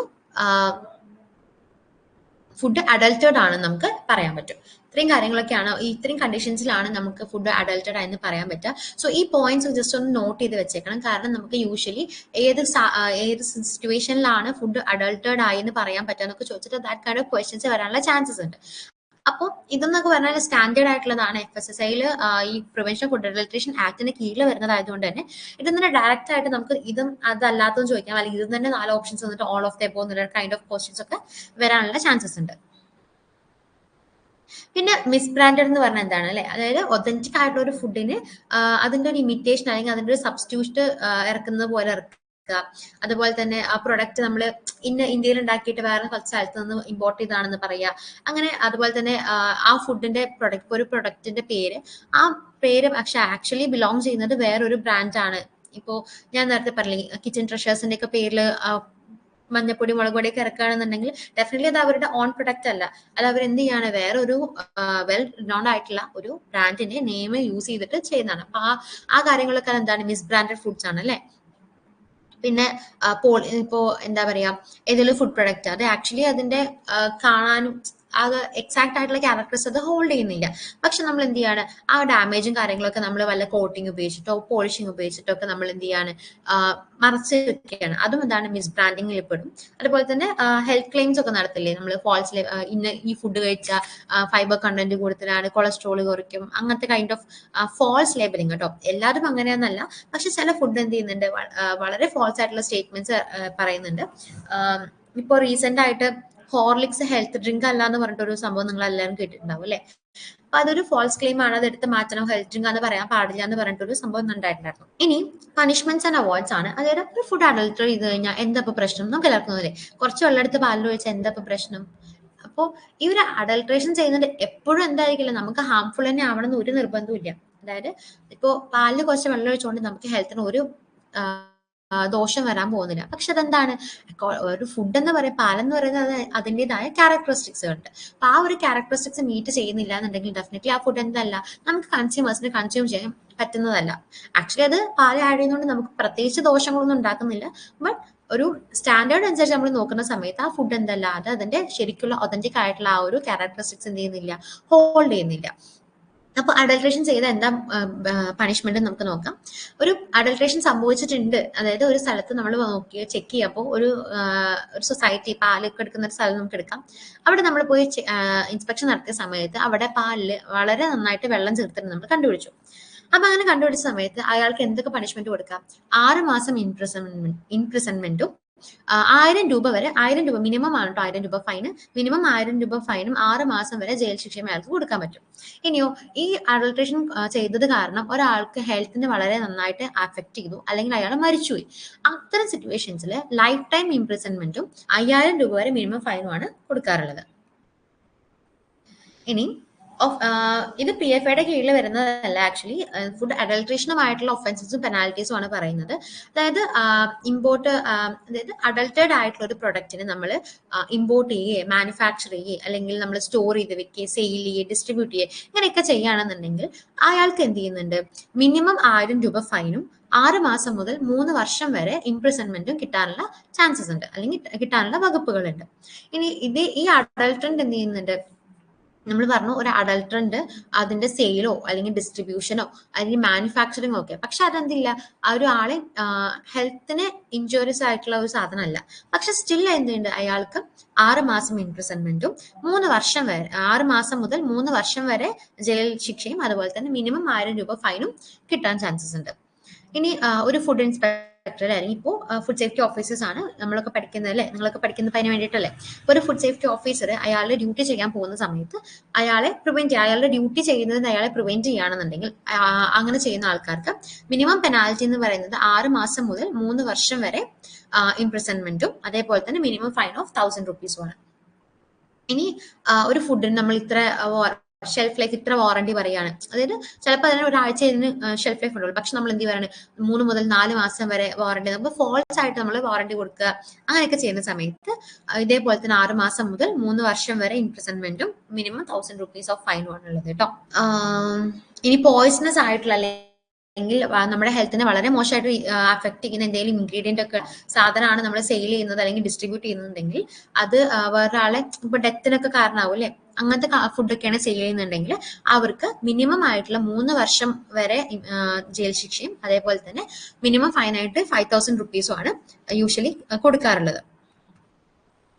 അപ്പോ ഇത്രയാണ് നമ്മുടെ ഫുഡ് അഡൾട്രേഷനെ കുറിച്ച് പറയാനുള്ളത്. ജസ്റ്റ് ഒന്നുമില്ല, അഡൾട്രേഷൻ എന്താ പറഞ്ഞു, അഡൾട്രൻസ് എന്താന്ന് പറഞ്ഞു, ടൈപ്സ് ഓഫ് ഫുഡ് അഡൾട്രേഷൻ പറഞ്ഞു, പിന്നെ കോമൺ അഡൾട്രൻസ് പറഞ്ഞിട്ടുണ്ട്, ജസ്റ്റ് PF എന്ന് മെയിൻ ജസ്റ്റ് ഒന്ന് പറഞ്ഞു പോയിട്ടുണ്ട്, അതുപോലെ തന്നെ ഫൈൻസും പെനാൽറ്റീസും പറഞ്ഞിട്ടുണ്ട്. ഓക്കെ അല്ലേ? സോ നെക്സ്റ്റ് നമ്മൾ ഡിസ്കസ് ചെയ്യാൻ പോകുന്ന ടോപ്പിക് ആണ് ഫുഡ് കണ്ടാമിനേഷൻ. നമ്മൾ എല്ലാവരും കേട്ടിട്ടുള്ള ഒരു പേരായിരിക്കും അല്ലെ, കണ്ടാമിനേഷൻ. ആ ഫുഡ് കണ്ടാമിനേറ്റഡ് ആണ്, അത് കണ്ടാമിനേറ്റഡ് ആണ്, അവിടെ കണ്ടാമിനേഷൻ ഉണ്ട്, അങ്ങനത്തെ കാര്യങ്ങളൊക്കെ. അപ്പൊ എന്തായി കണ്ടാമിനേഷൻ എന്ന് പറയുന്നത്? ഫുഡ് കണ്ടാമിനേഷൻ എന്ന് പറഞ്ഞാൽ നമുക്ക് എങ്ങനെ ഡിസ്ക്രൈബ് ചെയ്യാൻ പറ്റും? ഒരു ഫുഡിൽ അൺവാണ്ടഡ് ആയിട്ടുള്ള ഒരു സബ്സ്റ്റൻസ് പ്രസന്റ് ആണെങ്കിൽ, ആ ഒരു സബ്സ്റ്റൻസ് കൺസ്യൂമേഴ്സിന്റെ ഹെൽത്തിനെ എഫക്ട് ചെയ്യുന്നതാണെങ്കിൽ നമുക്ക് എന്ത് പറയാൻ പറ്റും? അത് കണ്ടാമിനേഷൻ ആണെന്ന് പറയാൻ പറ്റും, ഫുഡ് കണ്ടാമിനേഷൻ ആണെന്ന് പറയാൻ പറ്റും അല്ലെ. അപ്പൊ നോക്കിയേ, food contamination refers to the presence of unwanted materials or substances in food that may harm public health. അതായത് ഒരു ഫുഡിൽ യൂഷ്വലി ഉണ്ടാവേണ്ടതല്ലാത്ത ഒരു സബ്സ്റ്റൻസ് അതിൽ പ്രസന്റ് ആണ്. ആ ഒരു സബ്സ്റ്റൻസിന്റെ പ്രസൻസ് കാരണം അത് എന്ത് ചെയ്യുന്നുണ്ട്? പബ്ലിക് ഹെൽത്തിനെ ബാഡ്, അതായത് നെഗറ്റീവായിട്ട്, അതായത് പബ്ലിക്കിന്റെ ഹെൽത്തിനെ എഫക്ട് ചെയ്യുന്നുണ്ട്. ആ ഒരു ഇതിനെ നമ്മൾ എന്ത് പറയുന്നത്? ഫുഡ് കണ്ടാമിനേഷൻ എന്ന് പറയുന്നത്. അപ്പൊ നമുക്ക് ഊഹിക്കാലോ എന്തായിരിക്കും കണ്ടാമിനന്റ്, ഫുഡ് കണ്ടാമിനന്റ് എന്തായിരിക്കും? ഫുഡ് കണ്ടാമിനേഷൻ കോസ് ചെയ്യുന്ന ഏത് സബ്സ്റ്റൻസ് ആണോ ആ ഒരു സബ്സ്റ്റൻസിനെ നമ്മൾ, അല്ലെങ്കിൽ ഏത് മെറ്റീരിയൽ ആണോ ആ ഒരു മെറ്റീരിയലിനെ നമ്മൾ പറയുന്ന പേരാണ് ഫുഡ് കണ്ടാമിനന്റ്. ഇനി ഈ ഫുഡ് കണ്ടാമിനേഷൻ അത്ര നിസാരമായിട്ടുള്ള ഒരു കാര്യമല്ല കേട്ടോ. ചിലപ്പോൾ ഡെത്ത് വരെ കോസ് ചെയ്യാനുള്ള ചാൻസസ് ഉണ്ട് അതിന്. അതുപോലെ ഈ ഫുഡ് കണ്ടാമിനേഷൻ നമ്മുടെ ഇന്ന സ്റ്റേജിൽ മാത്രമേ ഒക്വയർ ചെയ്യുന്നൊന്നുമില്ല. നമ്മൾ ആ ഒരു ഫാം ടു ഫോക്ക് എന്നൊക്കെ പറയില്ലേ, അതായത് നമ്മൾ ആ ഒരു കൾട്ടിവേറ്റ് ചെയ്ത് അതിനെ ഹാർവെസ്റ്റ് ചെയ്ത് പിന്നെ കമ്പനീസിൽ കൊണ്ടുവന്ന് പ്രോസസ്സിംഗ് ഒക്കെ ചെയ്ത് പാക്ക് ചെയ്ത് ഈവൻ നമ്മുടെ കയ്യിൽ നമ്മൾ കഴിക്കാൻ എടുക്കുന്ന ആ ഒരു നമ്മുടെ മൗത്തിലേക്ക് എത്തുന്ന ആ ഒരു ടൈം വരെ എപ്പോൾ വേണമെങ്കിലും കണ്ടാമിനേഷൻ എന്ന് പറയുന്ന ഒരു പ്രോസസ്സ് അവിടെ ഹാപ്പൻ ചെയ്യാനുള്ള ചാൻസസ് ഉണ്ട്. അപ്പോൾ ഡിഫറെന്റ് ടൈപ്സ് ഓഫ് കണ്ടാമിനേഷൻ ആണ്, മെയിൻലി 5 ടൈപ്സ് ആണുള്ളത്. Physical contamination, chemical contamination, biological contamination, allergenic contamination, cross contamination. നമ്മൾ മെയിൻ ആയിട്ട് പറയുമ്പോൾ ഫിസിക്കൽ, കെമിക്കൽ, ബയോളജിക്കൽ എന്നാണെന്ന് പറയാം. പക്ഷെ അലർജനിക് കണ്ടാമിനേഷനും ക്രോസ് കണ്ടാമിനേഷനും വളരെ ഇമ്പോർട്ടന്റ് ആയിട്ട് നമ്മൾ അറിഞ്ഞിരിക്കേണ്ട ഒരു കാര്യം തന്നെയാണ്. ഇനി ഇതിൽ ക്രോസ് കണ്ടാമിനേഷൻ എന്താണ് ഞാൻ ഇപ്പൊ തന്നെ പറയാം. ക്രോസ് കണ്ടാമിനേഷൻ എന്താണ്? ഇപ്പോൾ ഒരു എക്സാമ്പിൾ പറയുകയാണ്, നമ്മുടെ ഫ്രിഡ്ജിൽ നമ്മൾ എന്ത് ചെയ്യുന്നുണ്ട്? കുക്ക് ചെയ്ത ഒരു ഫുഡും അതേപോലെ നമ്മൾ പറിച്ചു, ഇപ്പോൾ നമ്മുടെ വീട്ടിലൊക്കെ മുറ്റത്തൊക്കെ നമ്മൾ എന്തെങ്കിലും കൃഷിയൊക്കെ ചെയ്യേണ്ടത് ജസ്റ്റ് വെക്കുക, അല്ലെങ്കിൽ നമ്മൾ മാർക്കറ്റിൽ നിന്ന് വാങ്ങിക്കുന്ന പച്ചക്കറി തന്നെ ആയിക്കോട്ടെ, അത് നമ്മൾ ക്ലീൻ ചെയ്യാതെ കുക്ക് ചെയ്തൊരു ഫുഡും നമ്മൾ ഈ ഫുഡും കൂടെ നമ്മൾ ഒരുമിച്ച് ഫ്രിഡ്ജിൽ വെക്കുകയാണെന്ന് കരുതാം, ഡെഫിനറ്റ് ആയിട്ടും അവിടെ എന്തുണ്ടായിരിക്കും, ക്രോസ് കണ്ടാമിനേഷന്റെ ചാൻസസ് കൂടുതലായിരിക്കും. ഈ റോ ആയിട്ടുള്ള ഫുഡ് പ്രൊഡക്ട്സ് നിന്ന് കുക്കഡ് ആയിട്ടുള്ള ഫുഡ് പ്രൊഡക്ട്സിലേക്ക് എന്താ പറയുക, മൈക്രോ ഓർഗാനിസംസും അല്ലെങ്കിൽ ഡേർട്ടോ എന്തോ ആയിക്കോട്ടെ അതിൽ ട്രാൻസ്ഫർ ആവാനുള്ള ചാൻസസ് കൂടുതലാണ്. അങ്ങനെയാണ് ഈ ക്രോസ് കണ്ടാമിനേഷൻ എന്ന് പറയുന്നത്. ഇപ്പൊ ഒന്നുമില്ലെങ്കിൽ ഇതിൽ പറയുന്നുണ്ട് equipment touching utensils, raw meat, cleaning, pest, illness, അതായത് എന്തെന്നൊക്കെ എക്യുപ്മെന്റ്സ് അങ്ങോട്ടും ഇങ്ങോട്ടും ക്രോസ് കണ്ടാമിനേഷൻ വരാം അല്ലെ, നമ്മൾ യൂസ് ചെയ്ത ഒരു എക്യുപ്മെന്റ് പക്ഷെ അത് നമ്മൾ പ്രോപ്പർ ആയിട്ട് ക്ലീൻ ചെയ്തിട്ടില്ല. അപ്പൊ അങ്ങനെ ക്ലീൻ ചെയ്യാത്ത ഒരു എക്യുപ്മെന്റിലേക്ക് നമ്മൾ എന്ത് ചെയ്യണം, മീറ്റോ അല്ലെങ്കിൽ വേറെ വല്ല ഫ്രൂട്ട്സോ ഒക്കെ വെക്കുന്ന ഫുഡ് ഐറ്റംസ് എന്തെങ്കിലും വെക്കുന്ന സമയത്ത് ഓൾറെഡി അതിലുണ്ടായിരുന്ന ഫുഡ് പ്രൊഡക്റ്റിൽ നിന്ന് വല്ല മൈക്രോ ഓർഗാനിസംസോ ഡോട്ടോ പെസ്റ്റിസൈഡ്സ് റെസിഡ്യൂസോ അല്ലെങ്കിൽ ക്ലീൻ ചെയ്ത സാനിറ്റൈസേഴ്സിന്റെ എന്തെങ്കിലും റെമനൻസ് ഒക്കെ അതിലുണ്ടെന്നുണ്ടെങ്കിൽ അതെന്ത് ചെയ്യും, ഈ ഫുഡിലേക്ക് വരാനുള്ള ചാൻസസ് വളരെ കൂടുതലാണ്. അത്തരം ഇങ്ങനെ ട്രാൻസ്ഫർ ചെയ്യുന്ന ഒരു പ്രോസസ്സിനെ നമ്മൾ പറയുന്ന പേരാണ് ക്രോസ് കണ്ടാമിനേഷൻ എന്ന് പറയുന്നത്. ഇനി ഫിസിക്കൽ കണ്ടാമിനേഷൻ എന്താന്ന് വെച്ച് കഴിഞ്ഞാൽ നമ്മുടെ ഫുഡിൽ എന്താണ് യൂഷ്വലി അതിലില്ലാത്ത ഒരു ഫോറിൻ പാർട്ടിക്കിൾ പ്രസന്റ് ആയിരിക്കുകയാണ് ഫിസിക്കൽ കണ്ടാമിനേഷൻ. കെമിക്കൽ കണ്ടാമിനേഷൻ എന്ന് പറയുന്നത് നമ്മുടെ ഫുഡിൽ എന്താണ് യൂഷ്വലി ഒരു കെമിക്കൽ കോൺസ്റ്റന്റ് നമ്മുടെ ഫുഡിൽ എന്താണ് പ്രസന്റ് ആണ്. ചിലപ്പോൾ പല ടൈപ്സ് ഉണ്ട് കേട്ടോ. കെമിക്കൽ കണ്ടാമിനേഷൻ ഡിഫറെന്റ് ടൈപ്സ് ഉണ്ട് നമുക്ക് പഠിക്കാൻ വേണ്ടിയിട്ട്, അല്ലെങ്കിൽ ദിവസം അറിഞ്ഞിരിക്കാനെങ്കിൽ നമുക്ക് ഡിഫറെന്റ് ടൈപ്സ് ഉണ്ട്. പെസ്റ്റിസൈഡ്സ് ഉണ്ട്, ഇൻസെക്ടിസൈഡ്സ് ഉണ്ട്, ക്ലീനിങ് പ്രോഡക്ട്സ് ഉണ്ട്, പ്രോസസിംഗ് ഇൻഡ്യൂസ്ഡ് ടോക്സിക്കൻസ് ഉണ്ട്, അങ്ങനെ different types of toxicants chemical components നമുക്ക് പഠിക്കാനുണ്ട്. ബയോളജിക്കലിലാണെങ്കിൽ ഒരു ഫുഡിനെ കണ്ടാമിനേറ്റ് ചെയ്യുന്ന ബയോളജിക്കലി അത് എന്തൊക്കെയായിരിക്കാം, ബാക്ടീരിയസ് ആയിരിക്കാം, പ്രോട്ടിസ്റ്റുകളായിരിക്കാം, പാരസൈറ്റ്സ് ആയിരിക്കാം, വൈറസുകളായിരിക്കാം, ടോക്സിൻസ് ആയിരിക്കാം, അങ്ങനെ എന്തും ഇത് നമ്മുടെ ഫുഡിന് എന്ത് ചെയ്യുന്നുണ്ട്, നെഗറ്റീവ്ലി എഫക്ട് ചെയ്യാനുള്ള ഇതിന്റെ പ്രസൻസ് ഉണ്ടെന്നുണ്ടെങ്കിൽ മെയിൻ ആയിട്ട് ഈ സാധനം എന്താ കോസ് ചെയ്യുക, ഫുഡ് ബോൺ ഇൻജേഴ്സ് ഒക്കെ നമ്മൾ കേട്ടിട്ടില്ലേ, ഫുഡ് പോയിസൺ അടിച്ചു അങ്ങനത്തെ കാര്യങ്ങളൊക്കെ നമ്മൾ കേൾക്കുന്നുണ്ടല്ലേ. അത് മെയിൻ ആയിട്ട് ആരാണ്, ഈ ബയോളജിക്കൽ കണ്ടാമിനേഷൻ അല്ലെങ്കിൽ ബയോളജിക്കൽ ഹസാർഡുകൾ കാരണമാണ് മെയിൻ ആയിട്ട് നമുക്ക് ഉണ്ടാവുന്നത്. അപ്പോൾ ഒരു എക്സാമ്പിൾ പറയാനാണെങ്കിൽ ബാക്ടീരിയയുടെ കേസാണ്. ബാക്ടീരിയയുടെ കേസിൽ ടോക്സിൻസ് നമുക്ക് പറയാം അല്ലെ. ബാക്ടീരിയൽ ടോക്സിൻ, അതിൽ ഏറ്റവും പൊട്ടന്റ് ആയിട്ടുള്ള വളരെ ഡേഞ്ചറസ് ആയിട്ടുള്ള ഒരു ടോക്സിൻ ആണ് ബോട്ടുലിനം ടോക്സിൻ എന്ന് പറയും. ക്ലോസ്ട്രിഡിയം ബോട്ടുലിനം എന്ന് പറയുന്ന ഒരു ഓർഗാനിസം ആണ് എന്താണ് ഈ ഒരു ടോക്സിൻ പ്രൊഡ്യൂസ് ചെയ്യുന്നത്. വളരെ കാർസിനോജിക് ആയിട്ടുള്ള ഹെപ്പാറ്റോടോക്സിക് ആയിട്ടുള്ള ഒരു ടോക്സിൻ ആണ് ഇത് കേട്ടോ. പിന്നെ മറ്റ് ഫിസിക്കൽ കെമിക്കൽ അലർജിനെ കുറച്ചും കൂടെ ഡീറ്റെയിൽ ആയിട്ട് ഡിസ്കസ് ചെയ്യാനുണ്ട്. താഴത്തേക്ക് പോവാം.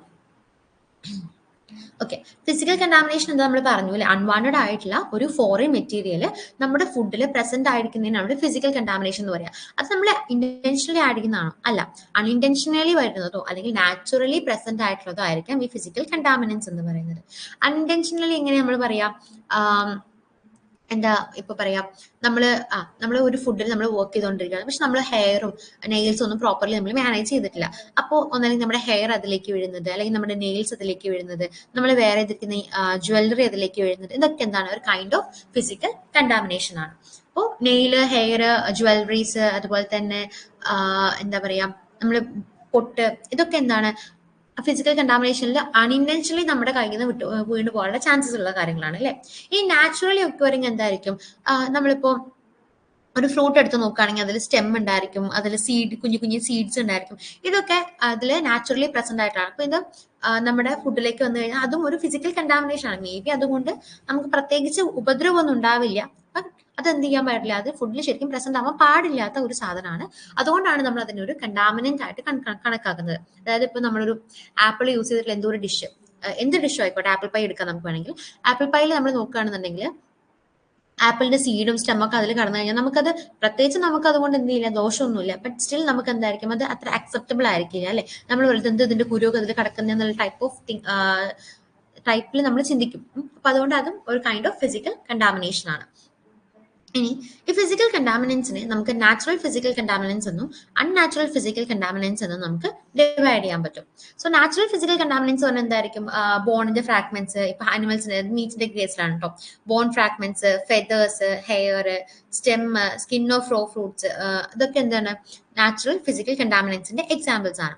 ഇനി അൺനാച്ചുറൽ എന്തായിരിക്കും, glass, plastic, soil, sand, metal shreds, അത് പേഴ്സണൽ എഫക്ട്സ്, നമ്മൾ നേരത്തെ പറഞ്ഞ പോലെ ജ്വല്ലറി കാര്യങ്ങളൊക്കെ എന്താണ് അൺനാച്ചുറൽ ഫിസിക്കൽ കണ്ടാമിനൻസ് ആണ്. സോറി, ഞാൻ നേരത്തെ നിങ്ങളുടെ അടുത്ത് അല്ല അൺഇന്റൻഷനൽ ആണ് പറഞ്ഞത് അല്ലേ. Okay, fine. അപ്പോൾ അത്രയേ ഉള്ളൂ. ഫിസിക്കൽ കണ്ടാമിനേഷൻ എന്താണെന്നും ഫിസിക്കൽ കണ്ടാമിനൻസ് എന്താണെന്നും നമ്മൾ ഡിസ്കസ് ചെയ്തു. ഇനി നെക്സ്റ്റ് നമ്മൾ ഡിസ്കസ് ചെയ്യാൻ പോകുന്നത് കെമിക്കൽ കണ്ടാമിനേഷൻ ആണ്. എന്താ chemical contamination? Chemical contamination refers to the presence in food of harmful chemicals which can cause consumer illness. അതായത് ഹാംഫുൾ ആയിട്ടുള്ള കെമിക്കൽസ് നമ്മുടെ ഫുഡിൽ പ്രസന്റ് ആയിരിക്കും അല്ലെ.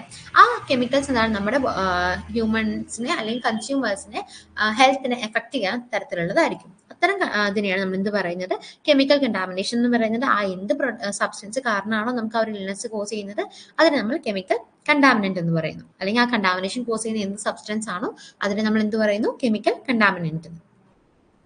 ഇനി കെമിക്കൽ കണ്ടാമിനേഷൻ തന്നെ ഡിഫറെന്റ് ടൈപ്സ് ഉണ്ട്. ഹെവി മെറ്റൽ കൊണ്ട് ഉണ്ടാവുന്നതുണ്ട്, പെസ്റ്റിസൈഡ് റെസിഡ്യൂസ് കൊണ്ട് ഉണ്ടാവുന്നതുണ്ട്, ആന്റിബയോട്ടിക്സ് കൊണ്ട് ഉണ്ടാവുന്നുണ്ട്, veterinary drug residues, dioxins, environmental pollutants, radio nuclides, solvent residues, chemicals, അങ്ങനെ ഡിഫറെന്റ് ടൈപ്സ് ഉണ്ട്. അതായത് ഇതൊക്കെ ഡിഫറെന്റ് സോഴ്സസ് ആണ് അല്ലെങ്കിൽ ഡിഫറെന്റ് ടൈപ്സ് ആണ് നമുക്ക് പറയാൻ പറ്റും. ഇപ്പൊ ഹെവി മെറ്റൽസിന്റെ കേസസ് നമ്മൾ നോക്കുകയാണെങ്കിൽ മെയിൻലി നമ്മൾ കൺസിഡർ ചെയ്യുന്നത് 4 ആൾക്കാരെയാണ് അല്ലെ. Arsenic, lead, cadmium, mercury. കുറച്ചുകൂടി ഡീറ്റെയിൽ ആയിട്ട് നമ്മൾ ഡിസ്കസ് ചെയ്യുന്നുണ്ട്.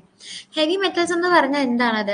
അതൊരു ഹൈ ഡെൻസിറ്റി ഉള്ള ഒരു മെറ്റൽ ആണ് ഹെവി മെറ്റൽസ് എന്ന് പറയുന്നത്. അതുപോലെ തന്നെ എന്താണ്, വളരെ ചെറിയ കോൺസെൻട്രേഷൻസിൽ പോലും നമുക്ക് ടോക്സിക് അല്ലെങ്കിൽ പോയിസണസ് ആയിട്ടുള്ള ഒന്നാണ് ഹെവി മെറ്റൽസ് എന്ന് പറയുന്നത്. അപ്പൊ മെയിൻലി നമ്മൾ കൺസിഡർ ചെയ്യുന്ന 4 ഹെവി മെറ്റൽസ് ആണ് mercury, cadmium, arsenic and lead. അപ്പോൾ ഈ ഹെവി മെറ്റൽസിന്റെ കാര്യം ഓർത്ത് വെക്കുക. നമുക്ക് കുറച്ചും കൂടി ഡീറ്റെയിൽഡ് ആയിട്ടുള്ള നോട്ട്സ് നിങ്ങൾക്ക് ഞാൻ പ്രൊവൈഡ് ചെയ്യുന്നുണ്ട്. പ്ലസ് ഇതുമായിട്ട് റിലേറ്റ് ചെയ്ത ഡിസീസസ്, ഇപ്പോൾ മെർക്കുറി ആയിട്ട് മിനമാറ്റ ഡിസീസ് ഉണ്ട്. അതുപോലെ തന്നെ മെർക്കുറിയുടെ കാര്യത്തിൽ കുറച്ചും കൂടെ ഓർത്തിരിക്കേണ്ടത് മീഥൈൽ മെർക്കുറി ആണ് കുറച്ചും കൂടെ ഹൈലി പോയിസണസ് ആയിട്ടുള്ള ഫോം ഓഫ് മെർക്കുറി നമുക്ക് പറയാം. അതുപോലെ തന്നെ കാഡ്മിയോ ആയിട്ട് റിലേറ്റ് ചെയ്ത ഡിസീസ് ആണ് ഇറ്റ അല്ലെങ്കിൽ ഔച്ച് എന്നൊക്കെ പറയുന്നത്. അതായത് ബോഡിയുടെ എവിടെ തൊട്ട് കഴിഞ്ഞാലും ഭയങ്കര പെയിൻ ആയിരിക്കും. സോ ആർസനിക് ഫുഡ് ഉണ്ട്. ലെഡ് പിന്നെ മെയിൻലി നമുക്ക് വാട്ടറിൽ നിന്നാണ്, അതായത് വാട്ടറിലൂടെയാണ് കൂടുതലായിട്ട് നമ്മുടെ ഫുഡിലേക്ക് എത്തുന്നത്. അത്രയുള്ള ഹെവി മെറ്റൽസ്. അത് ഏതൊക്കെ ഹെവി മെറ്റൽസ് ആണ്, അതുമായിട്ട് റിലേറ്റ് ചെയ്ത എന്തെന്നൊക്കെയാണ് വേണ്ട സോഴ്സുകൾ എന്താണ്, പിന്നെ ആ ഡിസീസിന്റെ കാര്യം പറഞ്ഞാൽ അത് ഓർത്ത് വയ്ക്കാം. ഇത്രയും കാര്യങ്ങളാണ് ഹെവി മെറ്റൽസിൽ മെയിൻ ആയിട്ട് എടുക്കുന്നത്. പിന്നെ ഹെവി മെറ്റൽസ് ഒരു ടൈപ്പ് ഓഫ് കെമിക്കൽ കണ്ടാമിനേഷൻ ആണെന്നുള്ള കാര്യം കൂടെ ഓർത്ത് വയ്ക്കാം കേട്ടോ.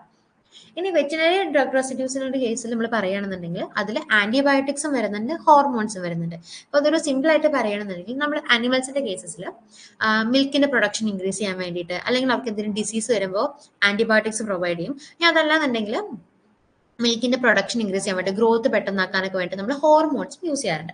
അപ്പൊ ഈ രണ്ടെണ്ണത്തിന്റെ റെസിഡ്യൂസ് ആണ് മെയിൻലി നമുക്ക് ഈ അനിമൽസിൽ നമുക്ക് കാണാൻ പറ്റുക.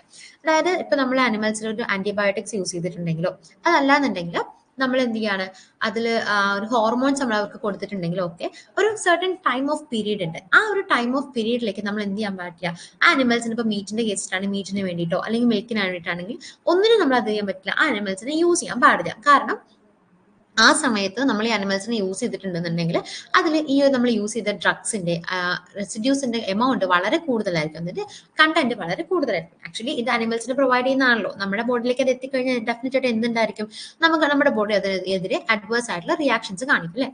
അപ്പോൾ നമ്മുടെ ബോഡിയിലേക്ക് എത്താൻ പാടില്ല. പക്ഷെ ചില സമയങ്ങളിൽ ഈ ഒരു ടൈം ഓഫ് പീരീഡിന് കാത്തു നിൽക്കാതെ ഈ അനിമൽസിനെ സ്ലോട്ടർ ചെയ്യേ അതേപോലെ തന്നെ എന്താണ് മിൽക്കിന് വേണ്ടി യൂസ് ചെയ്യുകയൊക്കെ ചെയ്യും. ഇങ്ങനെയുള്ള സാഹചര്യങ്ങളിലാണ് നമ്മുടെ ബോഡിയിലേക്ക് എന്തെത്തുന്നത്, ഈ ഹോർമോണൽ റെസിഡ്യൂസ് അല്ലെങ്കിൽ ആന്റിബയോട്ടിക് റെസിഡ്യൂസ് എത്തുന്നത്. സോ നമ്മൾ നേരത്തെ പറഞ്ഞ സെയിം കാര്യമാണ്. വെറ്റിനറി ഡ്രഗ് റെസിഡ്യൂസ് ഉണ്ട് അല്ലെ, അത് ആന്റിബയോട്ടിക് റെസിഡ്യൂസും ഉണ്ട്, ഹോർമോൺ റെസിഡ്യൂസ് ഉണ്ട്. രണ്ടും നമ്മൾ അനിമൽസിന് ഫീഡ് ചെയ്തതിനു ശേഷം ഒരു സർട്ടൻ ടൈം ഓഫ് പീരീഡ് ഉണ്ട്. ആ ടൈം ഓഫ് പീരീഡിന്റെ ഉള്ളിൽ നമ്മൾ എന്ത് ചെയ്യാൻ പാടില്ല, ഇവരെ സ്ലോട്ടറിങ്ങിനോ മിൽക്കിങ്ങിനോ ഒന്നും വേണ്ടി നമ്മൾ യൂസ് ചെയ്യാൻ പാടില്ല. അങ്ങനെ യൂസ് ചെയ്തിട്ടുണ്ട് എന്നുണ്ടെങ്കിൽ അതെന്തായിരിക്കും, നമ്മുടെ ബോഡിയിലേക്ക് അത് വന്നിട്ട് നമ്മുടെ ബോഡിയിലും ഇപ്പൊ ആന്റിബയോട്ടിക്സിന്റെ കേസസിലാണെങ്കിൽ നമ്മൾ എന്ത് ചെയ്യും, ആന്റിബയോട്ടിക്സിനെതിരെ ഒരു റെസിസ്റ്റൻസ് ഡെവലപ്പ് ചെയ്യാൻ തുടങ്ങും. അപ്പൊ പിന്നെ നമുക്ക് എന്തെങ്കിലും ഡിസീസസിന് വേണ്ടിയിട്ട് ക്യൂർ ചെയ്യാൻ വേണ്ടിയിട്ട് നമുക്ക് ആന്റിബയോട്ടിക്സ് തന്നിട്ടുണ്ടെങ്കിൽ നമുക്ക് അത് എന്ത് ചെയ്യില്ല, നമ്മുടെ ബോഡി അതിന് ഒരു എഫക്റ്റീവ് ആയിട്ട് കാണിക്കില്ല. ഇപ്പൊ ഹോർമോൺസിന്റെ കേസിൽ എങ്ങനെയാണ് ഈ ഹോർമോൺസ് ഹ്യൂമൻ ബീങ്സിനെ എഫക്ട് ചെയ്യുന്നതെന്ന് ചോദിച്ചു കഴിഞ്ഞാൽ ഈ ഗേൾസിലൊക്കെ ഏർലി പ്യൂബർട്ടി ഒക്കെ ഇൻഡ്യൂസ് ചെയ്യുന്നുണ്ട്. അതേപോലെ തന്നെ ബ്രസ്റ്റ് ക്യാൻസറിനൊക്കെ കാരണമാവുന്നുണ്ട് കേട്ടോ. ഇനി പെസ്റ്റിസൈഡ്സ് ആണ്. പെസ്റ്റിസൈഡ് റെസിഡ്യൂസ് നമ്മൾ നേരത്തെ പറഞ്ഞു അല്ലെ. എന്താ പെസ്റ്റിസൈഡ്സ് നമുക്ക് എല്ലാവർക്കും അറിയാം. അതായത് ഈ കൾട്ടിവേഷന്റെ സമയത്ത് ഈ ഗ്രോയിങ് പീരിയഡിൽ പെസ്റ്റുകളെ റിമൂവ് ചെയ്യാൻ വേണ്ടിയിട്ട് അല്ലെങ്കിൽ അവർക്കെതിരെ ഉപയോഗിക്കുന്ന ഒരു കെമിക്കലാണ് പെസ്റ്റിസൈഡ്സ് എന്ന് പറയുന്നത്. സോ ഈ പെസ്റ്റിസൈഡ്സ് നമ്മൾ എക്സസീവ് ആയിട്ട് യൂസ് ചെയ്യുന്ന സമയത്ത് ഈ പെസ്റ്റിസൈഡ്സിന്റെ റെസിഡ്യൂസ് എന്ത് ചെയ്യും, ഈ പ്ലാന്റ്സ് ഇൻടേക്ക് ചെയ്യുകയും ഈ പ്ലാന്റ്സിലുള്ള പ്രൊഡക്ട്സ് നമ്മൾ കഴിക്കുന്ന സമയത്ത് ആ റെസിഡ്യൂസ് നമ്മുടെ ബോഡിയിലേക്ക് എത്തുകയും ചെയ്യാറുണ്ട്. ജനറൽ ക്ലാസിഫിക്കേഷൻ ഓഫ് പെസ്റ്റിസൈഡ്സ് പറഞ്ഞിട്ട് ഫംഗിസൈഡ്സ്, ഹെർബിസൈഡ്സ്, ഇൻസെക്ടിസൈഡ്സ് ആൻഡ് ബാക്ടീരിയസൈഡ്സ്. അത് തന്നെയാണ് നമ്മൾ പെസ്റ്റിസൈഡ്സ് വളരെ കൂടുതലായിട്ട് ഉപയോഗിച്ചിട്ടുണ്ടെന്നുണ്ടെങ്കിൽ അതിന്റെ ഹൈ റെസിഡ്യൂസ് നമ്മുടെ ഫുഡിൽ പ്രസന്റ് ആയിരിക്കും. സോ ഇത് ഓരോ പെസ്റ്റിസൈഡ്സിനും എന്ത് ചെയ്യുന്നുണ്ട്, ഒരു നമ്മൾ നേരത്തെ ഹോർമോൺസ് ആന്റിബയോട്ടിക്സിലും പറഞ്ഞ പോലെ തന്നെ ഒരു വെയിറ്റിംഗ് പീരീഡ് ഉണ്ട്. നമ്മൾ ഒരു ക്രോപ്പിലേക്ക് അത് ആഡ് ചെയ്തതിനു ശേഷം ഒരു സർട്ടൻ നമ്പർ ഓഫ് ഡേയ്സ് ഉണ്ട്, അത് നമ്മൾ വെയിറ്റ് ചെയ്യണം. അപ്പൊ ആ ടൈം എന്ന് പറയുന്നത് ഓരോ പെസ്റ്റിസൈഡ്സിനും ഓരോ ക്രോപ്പിനും അനുസരിച്ചിട്ട് മാറിക്കൊണ്ടിരിക്കും കേട്ടോ. സോ ഈ ഒരു വെയിറ്റിംഗ് പീരീഡ് കഴിഞ്ഞാൽ മാത്രമേ ഉള്ളൂ ആ ഒരു ഫുഡ് പ്രൊഡക്റ്റ് നമുക്ക് കൺസംഷന് വേണ്ടിയിട്ട് സേഫ് ആയി മാറുക. പക്ഷെ അതിന് മുന്നേ നമ്മൾ ആ ഒരു പ്രൊഡക്റ്റ് നമ്മൾ ആൾക്കാരെടുത്ത് യൂസ് ചെയ്യുകയാണെന്നുണ്ടെങ്കിൽ ഡെഫിനറ്റ്ലി ആയിട്ട് അതിൽ പെസ്റ്റിസൈഡ്സിന്റെ റെസിഡ്യൂസും കാര്യങ്ങളൊക്കെ ഉണ്ടായിരിക്കും. അപ്പൊ നമ്മുടെ ഹെൽത്തിനെ അത് അഡ്വേഴ്സ് ആയിട്ട് എഫക്ട് ചെയ്യും. ഇത് ജസ്റ്റ് ഒരു ഡിഫറെന്റ് നെയിംസ് ആണ് കേട്ടോ. പെസ്റ്റിസൈഡ്സിന്റെ ഡിഫറെന്റ് നെയിംസും അത് അസോസിയേറ്റ് ചെയ്തിട്ടുള്ള ഫുഡും അതേപോലെ തന്നെ അതിന്റെ മിനിമം റെസിഡ്യൂ ലെവലുമാണ് പറഞ്ഞിട്ടുള്ളത്. ജസ്റ്റ് ഒന്ന് അറിഞ്ഞിരിക്കാൻ വേണ്ടി മാത്രമാണ്, അത്ര വലിയ ഇമ്പോർട്ടന്റ് ആയിട്ടുള്ള ഒന്നല്ല കേട്ടോ. ഇനി മൈക്കോടോക്സിൻസ്. അപ്പോൾ മൈക്കോടോക്സിൻസ് എന്താണ്? ഇത് ആക്ച്വലി പ്രൊഡ്യൂസ് ചെയ്യുന്നത് മൈക്രോ ഓർഗാനിസം, അതായത് ഫംഗയുടെ സെക്കൻഡറി മെറ്റബോളൈറ്റ്സിനെയാണ് നമ്മൾ എന്ത് പറയുന്നത്, ഈ മൈക്കോടോക്സിൻസ് എന്ന് പറയുന്നത്. ഇപ്പൊ സെക്കൻഡറി മെറ്റബോളൈറ്റ്സ് എന്താണെന്നൊരു ഡൗട്ട് ഉണ്ടായിരിക്കും അല്ലെ. അപ്പോൾ യൂഷ്വലി ഓർഗാനിസംസിൽ പ്രൈമറി മെറ്റബോളൈറ്റ്സും സെക്കൻഡറി മെറ്റബോളൈറ്റ്സ് ഉണ്ടാവും. ഇത് തമ്മിലുള്ള മേജർ ഡിഫറൻസ് എന്താണെന്ന് വെച്ച് കഴിഞ്ഞാൽ, പ്രൈമറി മെറ്റബോളൈറ്റ്സ് എന്ന് പറയുന്നത് അത് എസെൻഷ്യൽ കമ്പോണൻസ് ആണ്. അത് നമ്മുടെ മെറ്റബോളിസത്തിലും ഗ്രോത്തിലും ഒക്കെ വളരെ ഡയറക്റ്റ്ലി ഇൻവോൾവ്മെന്റ് ഉള്ള ഒന്നാണ് പ്രൈമറി മെറ്റബോളൈറ്റ്സ് എന്ന് പറയുന്നത്. സെക്കൻഡറി മെറ്റബോളൈറ്റ്സ് എന്ന് പറയുന്നത് അത് ഓർഗാനിക് കോമ്പൗണ്ട്സുകളാണ്, പക്ഷെ അത് നമ്മുടെ ഡെവലപ്മെന്റിലോ ഗ്രോത്തിലോ റിപ്രൊഡക്ഷനിലോ ഒന്നും ഒരു ഡയറക്റ്റ് ഇൻവോൾവ്മെന്റ് ഉണ്ടായിരിക്കില്ല. അതാണ് പ്രൈമറി മെറ്റബോളൈറ്റ്സും സെക്കൻഡറി മെറ്റബോളൈറ്റ്സും തമ്മിലുള്ള മേജർ ആയിട്ടുള്ള ഒരു ഡിഫറൻസ്. ഇനി മൈക്രോ ഓർഗാനിസത്തിന്റെ കേസിൽ നമുക്ക് പറയാം, പ്രൈമറി മെറ്റബോളൈറ്റ്സ് യൂഷ്വലി പ്രൊഡ്യൂസ് ചെയ്യുന്നത് ഒരു ഓർഗാനിസത്തിന്റെ ലോഗ് ഫേസിന്റെ സമയത്തും സെക്കൻഡറി മെറ്റബോളൈറ്റ്സ് പ്രൊഡ്യൂസ് ചെയ്യുന്നത് സ്റ്റേഷനറി ഫേസിലാണ്. നമുക്ക് മൈക്രോ ഓർഗാനിസത്തിന്റെ ഗ്രോത്ത് കർവ് ഒക്കെ അറിയണ്ടാവുമായിരിക്കും അല്ലെ. അതായത് lag phase, log phase, stationary phase and decline phase, 4 phase ആണുള്ളത്. അപ്പൊ അതില് ലോഗ് ഫേസ്, അത് എക്സ്പോണൻഷ്യൽ ഫേസിൽ പ്രൊഡ്യൂസ് ചെയ്യുന്നതാണ് എന്റെ പ്രൈമറി മെറ്റബോളൈറ്റ്സ്. സ്റ്റേഷനറി ഫേസിൽ പ്രൊഡ്യൂസ് ചെയ്യുന്നതാണ് സെക്കൻഡറി മെറ്റബോളൈറ്റ്സ്. നമ്മൾ പറഞ്ഞു മൈക്കോടോക്സിൻസ് എന്ന് പറയുന്നത് ഫംഗയുടെ ടോക്സിക് ആയിട്ടുള്ള സെക്കൻഡറി മെറ്റബോളൈറ്റ്സ് ആണ് കേട്ടോ.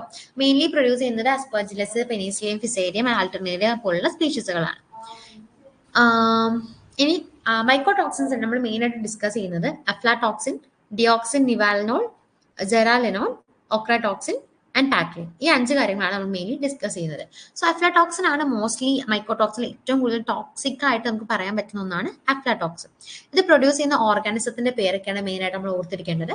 Aspergillus flavus, aspergillus parasiticus and aspergillus nomius. ഈ 3 ഓർഗാനിസംസ് ആണ് മെയിൻലി അഫ്ലാടോക്സിക്കോസിസ് എന്ന് പറയുന്ന ഈ ഒരു ഡിസീസ് കോസ് ചെയ്യുന്നത്. അതായത് അഫ്ലാടോക്സിൻ എന്ന് പറയുന്ന ടോക്സിൻ പ്രൊഡ്യൂസ് ചെയ്യുന്നത് ഈ ഓർഗാനിസംസ് ആണ്. മെയിൻലി ഡിഫറെന്റ് അഫ്ലാടോക്സിൻസ് ആണ്. ഏതൊക്കെയാണ്? B1, B2, G1 and G2. ഇതാണ് മെയിൻ ആയിട്ടുള്ള 4 അഫ്ലാടോക്സിൻസ്. അപ്പൊ അതിൽ B1 ഉം B2 എന്ന് പറയുന്നത് ബ്ലൂ കളർ ഫോം ചെയ്യുന്നതാണ്, ബ്ലൂ ഫ്ലൂറസൻസ് ഫോം ചെയ്യുന്നു. G1, G2 എന്ന് പറയുന്നത് ഗ്രീൻ ഫ്ലൂറസൻസ്. അപ്പൊ ഓർത്തിരിക്കാൻ കുറച്ചും കൂടെ സുഖമായിരിക്കില്ലേ, B1, B2 blue, G1, G2 green, അങ്ങനെ ആലോചിച്ച് വെച്ചാൽ മതി. ഇനി മറ്റ് 4 അഫ്ലാടോക്സിൻസിൽ വരുന്നതാണ് M1, M2, B2A, G2A.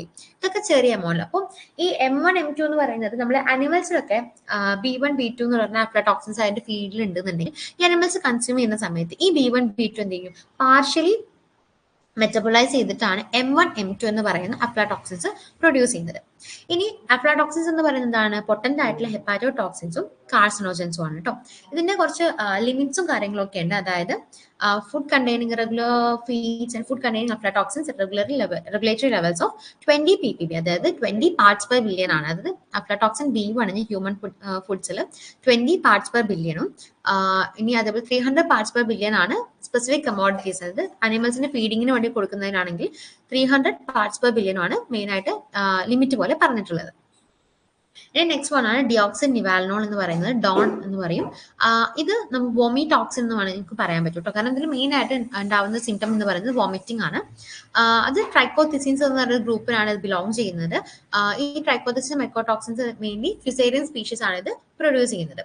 ഇതിന്റെ നമ്മൾ ലിമിറ്റ്സ് ഇവിടെ പറയുന്നുണ്ട്. 2 മൈക്രോഗ്രാം പെർ ഗ്രാം ആണ് ഒരു അൺക്ലീൻഡ് ആയിട്ടുള്ള സോഫ്റ്റ് വീറ്റിൽ അത് ഉണ്ടാവേണ്ട ലിമിറ്റ് എന്ന് പറയുന്നത് 2 മൈക്രോഗ്രാം പെർ ഗ്രാം ആണ് അൺക്ലീൻഡ് ആയിട്ടുള്ളത് കേട്ടോ. പിന്നെ സോഫ്റ്റ് വീറ്റ് ആണെങ്കിൽ അത് ഇൻഫന്റ് ഫുഡിലൊക്കെ യൂസ് ചെയ്യുന്നതാണെങ്കിൽ 1 മൈക്രോഗ്രാം പെർ ഗ്രാം ആണ്. ഇതിന്റെയൊക്കെ ഇത് ജസ്റ്റ് കുറച്ച് പോയിന്റ്സ് മാത്രമേ അതിൽ ഇൻക്ലൂഡ് ചെയ്തിട്ടുള്ളൂ. കുറച്ചും കൂടെ ഡീറ്റെയിൽഡ് ആയിട്ടുള്ള നോട്ട്സ് നിങ്ങൾക്ക് തരുന്നതിൽ ഉണ്ടാവും കേട്ടോ. ഇനി ജെറലിനോൺ ആണ്, അത് മൈക്കോടോക്സിൻ ആണ്, ഫിസേരിയം സ്പീഷീസ്, അതായത് ഫിസേരിയം ഗ്രാമിനേറിയം അല്ലെങ്കിൽ ഫിസേരിയം സ്പ്രോട്രിക്കോയിഡ്സ് എന്ന് പറയുന്ന ഈ രണ്ട് ഓർഗാനിസംസ് ആണ് ഈ ഒരു ജെറലിനോൺ എന്ന് പറയുന്ന മൈക്കോടോക്സിൻ പ്രൊഡ്യൂസ് ചെയ്യുന്നത്. അത് ഫീൽഡ് കണ്ടാമിനേറ്റ്, അതായത് ഫീൽഡിലാണ് മെയിൻ ആയിട്ട് ഇത് ക്രോപ്സിൽ പ്രസന്റ് ആവുന്നത്. അപ്പോൾ ഹൈപ്പോ ഈസ്ട്രോജനിസം ആണ് ഇത് മെയിനായിട്ട് കോസ് ചെയ്യുന്നത് അല്ലെ. നെക്സ്റ്റ് ആണ് ഒക്രാടോക്സിൻ എ, അത് പ്രൊഡ്യൂസ് ചെയ്യുന്നത് ആസ്പെർജിലസ് ഒക്രാസിസ് ആണ്. അതുപോലെ അത് റിലേറ്റ് ചെയ്ത ആസ്പെർജിലസ് സ്പീഷീസ് ആണ് മെയിൻ ആയിട്ട് ഇത് പ്രൊഡ്യൂസ് ചെയ്യുന്നത് കേട്ടോ. അത് നെഫ്രോടോക്സിസിറ്റി ആണ്, റീനൽ ട്യൂമേഴ്സ് ഒക്കെയാണ് മെയിൻ ആയിട്ട് ഇത് കോസ് ചെയ്യുന്നത്. ദെൻ പാറ്റലിൻ ആണ്. പാറ്റലിൻ നമുക്ക് കുറച്ചും കൂടെ ഇങ്ങനെ പറയാം, പെനിസിലിൻ എക്സ്പാൻഷൻ പ്രൊഡ്യൂസ് ചെയ്യുന്ന മൈക്കോടോക്സിൻ ആണ് പാറ്റലിൻ എന്ന് പറയാം.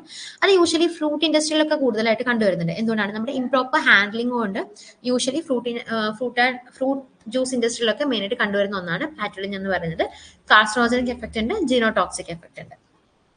ആപ്പിൾസ് ജ്യൂസ്, സൈഡേഴ്സ്, അതുപോലെ തന്നെ പിയേഴ്സ്, ഗ്രേപ്സിലൊക്കെയാണ് മെയിൻ ആയിട്ട് ഇത് കണ്ടുവരുന്നത്. അതുകൊണ്ടാണ് നമ്മൾ പറഞ്ഞത് ഫ്രൂട്ട് ജ്യൂസ് ഇൻഡസ്ട്രിയിൽ നമ്മൾ പ്രോപ്പർ ഹാൻഡ്ലിംഗ് ഇല്ലാത്ത സമയത്താണ് ഇത് കൂടുതലായിട്ടും പ്രസന്റ് ആവുന്നതെന്ന് പറഞ്ഞു കേട്ടോ. ഇനി ഈ ടേബിളിൽ നമ്മൾ പ്രൊവൈഡ് ചെയ്തിരിക്കുന്നത് മൈക്കോടോക്സിൻസ് ഏതൊക്കെയാണ്, അത് പ്രൊഡ്യൂസ് ചെയ്യുന്ന ഓർഗാനിസംസ് ഏതൊക്കെയാണ്, അതിന്റെ കെമിക്കൽ സ്ട്രക്ചേഴ്സ് കൊടുത്തിട്ടുണ്ട്, അത് അത്ര ഇമ്പോർട്ടന്റ് അല്ല. ദെൻ നമ്മുടെ ഹ്യൂമൻ ബോഡിയിൽ എന്ത് എഫക്റ്റ് ആണ് അതിനുള്ളത്, ഇതിന്റെ കുറച്ച് ക്ലാരിറ്റി കുറവുണ്ടായിരിക്കും, ബട്ട് നിങ്ങൾക്ക് നോട്ട്സ് കിട്ടുമ്പോൾ കുറച്ചും കൂടെ ക്ലിയർ ഉണ്ടാവും കേട്ടോ. അപ്പൊ ഇതിൽ നമ്മൾ മെയിനായിട്ട് ഓർത്തേക്കേണ്ടത് ഏതൊക്കെ മൈക്കോടോക്സിൻസ് ആണ്, അത് ഏത് ഓർഗാനിസംസ് ആണ് പ്രൊഡ്യൂസ് ചെയ്യുന്നത്, പിന്നെ അതിന്റെ effect of human beings. Then marine toxins ആണ്. മറൈൻ ടോക്സിൻസ് എന്ന് പറഞ്ഞു കഴിഞ്ഞാൽ നമ്മുടെ ഓഷ്യനിലുള്ള, അതായത് ഓരോ ഫിഷ് അല്ലെങ്കിൽ അതിന് ഷെൽ ഫിഷ് ഇതിനൊക്കെ കൺസ്യൂം ചെയ്യുന്ന സമയത്ത് ഇതിൽ ഉണ്ടായിരിക്കും നാച്ചുറലി കുറച്ച് ടോക്സിൻസ് പ്രസന്റ് ആയിരിക്കും. ഈ ടോക്സിൻസ് നമ്മുടെ ബോഡിയിലേക്ക് വന്നാൽ നമുക്ക് എന്തൊക്കെ ചേഞ്ചസ് ആണ് നമ്മുടെ ബോഡിയിൽ വരിക എന്നുള്ളതാണ് കേട്ടോ. അപ്പോൾ ഈ സീ ഫുഡ് ഇത്തരം കെമിക്കൽസ് ആയിട്ട് കണ്ടാമിനേറ്റ് ചെയ്തിട്ടുള്ള ഈ സീ ഫുഡ്സ് നമ്മൾ അത് പ്രത്യേകിച്ച് ഡിഫറൻസ് ഒന്നും നമുക്ക് കാണാൻ പറ്റില്ല. അതായത് സ്മെല്ലിലോ ലുക്കിലോ ടേസ്റ്റിലോ ഒക്കെ എന്തായിരിക്കും വളരെ നോർമൽ ആയിരിക്കും. ഇപ്പോൾ നമ്മൾ ക്രാബ് ഒക്കെ കഴിക്കുന്ന സമയത്ത് ആ ക്രാബ് ഈ ഒരു കെമിക്കൽ വെച്ച് കണ്ടാമിനേറ്റ് ആയിട്ടുണ്ടെങ്കിൽ പോലും നമുക്കത് അറിയാൻ പറ്റില്ല. വളരെ നോർമൽ ആയിട്ടായിരിക്കും സ്മെല്ലും ലുക്കും ടേസ്റ്റും ഒക്കെ വളരെ നോർമൽ ആയിരിക്കും. പക്ഷെ എന്താണ്, ആൾക്കാർ നമ്മൾ ആ ഫുഡ് കഴിച്ചിട്ടുണ്ടെന്നുണ്ടെങ്കിൽ നമ്മൾ പെട്ടെന്ന് തന്നെ അത് നമ്മളെ സിക്കാക്കാനുള്ള ഒരു എബിലിറ്റി ആ ടോക്സിൻസിന് ഉണ്ട്. ഇനി mainly 3 types of marine toxins ആണുള്ളത്. ഒന്ന് ഫിഷ് ഈറ്റ് ചെയ്യുന്ന സമയത്ത് അല്ലെ, സ്കോംബ്രോടോക്സിക് ഫിഷ് പോയ്സണിങ്, സിഗോട്ടോറ പോയ്സണിങ്, ടെട്രഡോടോക്സിൻ പോയ്സണിങ്. അപ്പോൾ ഇതിൽ നമ്മൾ പറയുകയാണെന്നുണ്ടെങ്കിൽ സ്കോംബ്രോടോക്സിക് ഫിഷ് പോയ്സണിങ് എന്ന് പറഞ്ഞു കഴിഞ്ഞാൽ അത് മെയിൻലി അതിനെ ഹിസ്റ്റമിൻ ഫിഷ് പോയ്സണിങ് എന്നും അറിയപ്പെടുന്നുണ്ട്. അതെന്തുകൊണ്ടാണ്? ഈ ഫിഷുകളിൽ ഹിസ്റ്റമിൻസിന്റെ എമൗണ്ട് വളരെ കൂടുതലായിരിക്കും. ഫോർ എക്സാമ്പിൾ അത് എങ്ങനെ കൂടുന്നതെന്ന് വെച്ച് കഴിഞ്ഞാൽ, നമ്മളൊരു ഫിഷിനെ ക്യാച്ച് ചെയ്യുന്ന സമയത്ത് ആ ഫിഷിനെ നമ്മൾ ഇമീഡിയറ്റ് ആയിട്ട് അതിന്റെ കൂളിംഗ് കണ്ടീഷൻസിൽ അല്ലെങ്കിൽ അതിന്റെ പ്രോപ്പർ ആയിട്ടുള്ള ഒരു കണ്ടീഷനിൽ നമ്മൾ ഇതിനെ സ്റ്റോർ ചെയ്യണം, അല്ലെങ്കിൽ കൂളിംഗ് കണ്ടീഷൻസിൽ നമ്മൾ അതിനെ സ്റ്റോർ ചെയ്യണം. പക്ഷെ എങ്ങനെ നമ്മൾ ചെയ്തിട്ടില്ല എന്നുണ്ടെങ്കിൽ ഈ ഫിഷിൽ പ്രസന്റ് ആയിട്ടുള്ള മൈക്രോ ഓർഗാനിസംസ് എന്ത് ചെയ്യും, ഈ ഹിസ്റ്റഡിൻ എന്ന് പറയുന്ന ഒരു അമിനോ ആസിഡ് ഉണ്ട്, എല്ലാവർക്കും അറിയണ്ടാവുമല്ലോ ഹിസ്റ്റഡിൻ എന്ന് പറയുന്ന അമിനോ ആസിഡ്. അപ്പോൾ ഈ ഹിസ്റ്റഡിൻ എന്ന് പറയുന്ന അമിനോ ആസിഡിനെ അതെന്തായിട്ട് കൺവേർട്ട് ചെയ്യും, ഹിസ്റ്റമിൻ ആയിട്ട് കൺവേർട്ട് ചെയ്യും. അപ്പോൾ ഇതിനെന്ത് ചെയ്യും, ഇങ്ങനെ ഹിസ്റ്റമിന്റെ എമൗണ്ട് കൂടി കൂടി വരും. ഈ ഹിസ്റ്റമിൻ കണ്ടെയ്ൻ ചെയ്യുന്ന ഈ ഫിഷ് നമ്മൾ കൺസ്യൂം ചെയ്തിട്ടുണ്ടെങ്കിൽ അത് നമ്മുടെ ബോഡിയിൽ അഡ്വേഴ്സ് ആയിട്ടുള്ള ഹെൽത്ത് എഫക്ട്സ് കോസ് ചെയ്യുന്നുണ്ട്. ദെൻ ഇത് മെയിൻലി കണ്ടുവരുന്നത് മാക്രൽ അതുപോലെ തന്നെ ട്യൂണ ഫിഷിലൊക്കെയാണ് കേട്ടോ. ദെൻ സിഗോട്ടറ പോയ്സണിങ് ആണ്. സിഗോട്ടറ പോയ്സണിങ് എന്ന് പറഞ്ഞു കഴിഞ്ഞാൽ ഒരു ബറാക്കൂഡ എന്ന് പറയുന്ന ഒരു ഫിഷാണ്. ഫിഷിനെ മെയിൻലി നമ്മൾ കൺസ്യൂം ചെയ്താലാണ് നമുക്ക് എന്ത് വരുന്നത്, സിഗോട്ടറ പോയ്സണിങ് നമുക്ക് വരുന്നത്. ടെട്രഡോടോക്സിൻ എന്ന് പറഞ്ഞു കഴിഞ്ഞാൽ പഫ് ഫിഷ് അറിയില്ലേ, നമ്മൾക്ക് എല്ലാവരും കണ്ടിട്ടുണ്ടാവുമല്ലോ, ആ മുള്ളു പോലുള്ള അതിലുള്ള ടോക്സിൻ ആണ് ടെട്രഡോടോക്സിൻ എന്ന് പറയുന്നത്. അത് കൺസ്യൂം ചെയ്താലാണ് നമുക്ക് ഈ ഒരു ടെട്രഡോടോക്സിൻ പോയ്സണിങ് സംഭവിക്കുന്നത് കേട്ടോ. ദെൻ ഷെൽഫിഷിന്റെ കേസസിൽ പാരലിറ്റിക് ഷെൽഫിഷ് പോയ്സണിങ് ഉണ്ട്, ന്യൂറോടോക്സിക് ഷെൽഫിഷ് പോയ്സണിങ് ഉണ്ട്, ഡയറക്ട് ഷെൽഫിഷ് പോയ്സണിങ് ഉണ്ട്, അമ്നേസിക് ഷെൽഫിഷ് പോയ്സണിങ് ഉണ്ട് കേട്ടോ. സോ ഇത് നമ്മൾ ഇതിൽ മെയിൻ ആയിട്ട് ഓർത്തിരിക്കേണ്ടത് എന്താണെന്ന് വെച്ച് കഴിഞ്ഞാൽ ഇതിന്റെ പേര് ഓർത്ത് വെക്കാം, ഇത് ഏത് ടോക്സിൻ ആണ് ടോക്സിൻ കാരണമാണെന്നുള്ള കാര്യം കൂടെ ഓർത്ത് വെക്കാം. അപ്പൊ അതിന് ജസ്റ്റ് ഒരു ഇതുപോലെ നമ്മളോട് കൊടുത്തിട്ടുണ്ട് മറൈൻ ടോക്സിൻസ്. ഇപ്പോ PSP എന്നിട്ട് പാരലിറ്റിക് ഷെൽഫിഷ് പോയ്സണിങ്, അത് മെയിൻ ആയിട്ട് കോസ് ചെയ്യുന്നത് എന്ത് കൺസ്യൂം ചെയ്യുന്ന സമയത്താണ്, നമ്മൾ പ്ലാങ്ക്ടോണിക് ആൽഗെ കൺസ്യൂം ചെയ്യുന്ന സമയത്താണ് ഇത് നമുക്ക് ഈ ഒരു കണ്ടീഷൻ നമുക്ക് വരുന്നത്. അതിന് കാരണമായിട്ടുള്ള ടോക്സിൻ ആണ് സാക്സി ടോക്സിൻ എന്ന് പറയുന്നത്. എന്താണ് സാക്സി ടോക്സിൻ? ഇപ്പൊ മെയിൻ ആയിട്ട് അത് മ്യൂസൽസ്, ഓയിസ്റ്റേഴ്സ്, ക്രാബ്സ് ഇതിലൊക്കെയാണ് അത് പ്രസന്റ് ആയിട്ടുള്ളത്. ഈ ഐറ്റംസിലൊക്കെ ആയിരിക്കും ഇത് മെയിൻലി നമുക്ക് കാണാൻ പറ്റും. അപ്പോൾ ഈ ടോക്സിൻ എന്ത് ചെയ്യുന്നു വെച്ച് കഴിഞ്ഞാൽ നമ്മുടെ ബോഡിയിലുള്ള സോഡിയം ചാനൽസിനെ ബ്ലോക്ക് ചെയ്യാനാണ് മെയിൻ ആയിട്ട് ഇതിന്റെ ഫംഗ്ഷനിങ് പോലെ ഇത് കാണിക്കുന്നത്. ഇനി NSP, അതായത് ന്യൂറോ ടോക്സിക് ഷെൽഫിഷ് പോയ്സണിങ്. ഇത് മെയിൻലി നമ്മൾ ഏതിന് കൺസ്യൂം ചെയ്താൽ അതായത് പ്രൊഡ്യൂസ് ചെയ്യുന്നത് ബ്രെവി ടോക്സിൻസ് വഴിയാണ് നമുക്കിത് ഉണ്ടാവുന്നത്. ആ ബ്രെവി ടോക്സിൻസിനെ പ്രൊഡ്യൂസ് ചെയ്യുന്നത് ആരാണ്? ഡെനോഫ്ലെജൽ, ജിംനോഡിയം ബ്രെവി എന്ന് പറയുന്ന ഒരു ഡെനോഫ്ലെജലേറ്റ് ആണ് എന്ത് ചെയ്യുന്നത്, ഈ ഒരു ടോക്സിനെ പ്രൊഡ്യൂസ് ചെയ്യുന്നത്. ഇനി അമ്നേസിക് ഷെൽഫിഷ് പോയ്സണിങ് പറഞ്ഞു അല്ലെ. ഡൊമോയിക്കാസ്റ്റ് ആണ് ഇത് മെയിൻ ആയിട്ട് ഇത് റെസ്പോൺസിബിൾ ആയിട്ടുള്ളത്. അതൊരു ന്യൂറോ ടോക്സിൻ ആണ്. അതൊരു ഡയറ്റംസ് ആണ്, അതായത് ഒരു ഡയറ്റംസിന്റെ ഒരു ജീനസ് ആണ് ഇത് പ്രൊഡ്യൂസ് ചെയ്യുന്നത്. ആ ഡയറ്റമിന്റെ പേര് നോട്ട് ചെയ്ത് വെക്കുക. സ്യൂഡോ നിച്ചിയ സ്പീഷ്യസ് ആണ് കേട്ടോ. സ്യൂഡോ നിച്ചിയ എന്ന് പറയുന്ന സ്പീഷ്യസ് ആണ് ഈ ഒരു ഡൊമോയിക് ആസിഡ് പ്രൊഡ്യൂസ് ചെയ്യുന്നത്. ഒരു ന്യൂറോ ടോക്സിൻ ആണ്.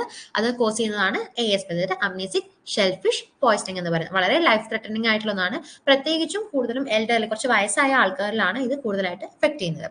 ദെൻ DSP ആണ്, ഡയറക്ട് ഷെൽഫിഷ് പോയ്സണിങ് ആണ്. ഒക്കഡോയിക് ആസിഡും അതിന്റെ റിലേറ്റഡ് ടോക്സിൻസും ആണ് ഇത് മെയിൻ ആയിട്ട് കോസ് ചെയ്യുന്നത്.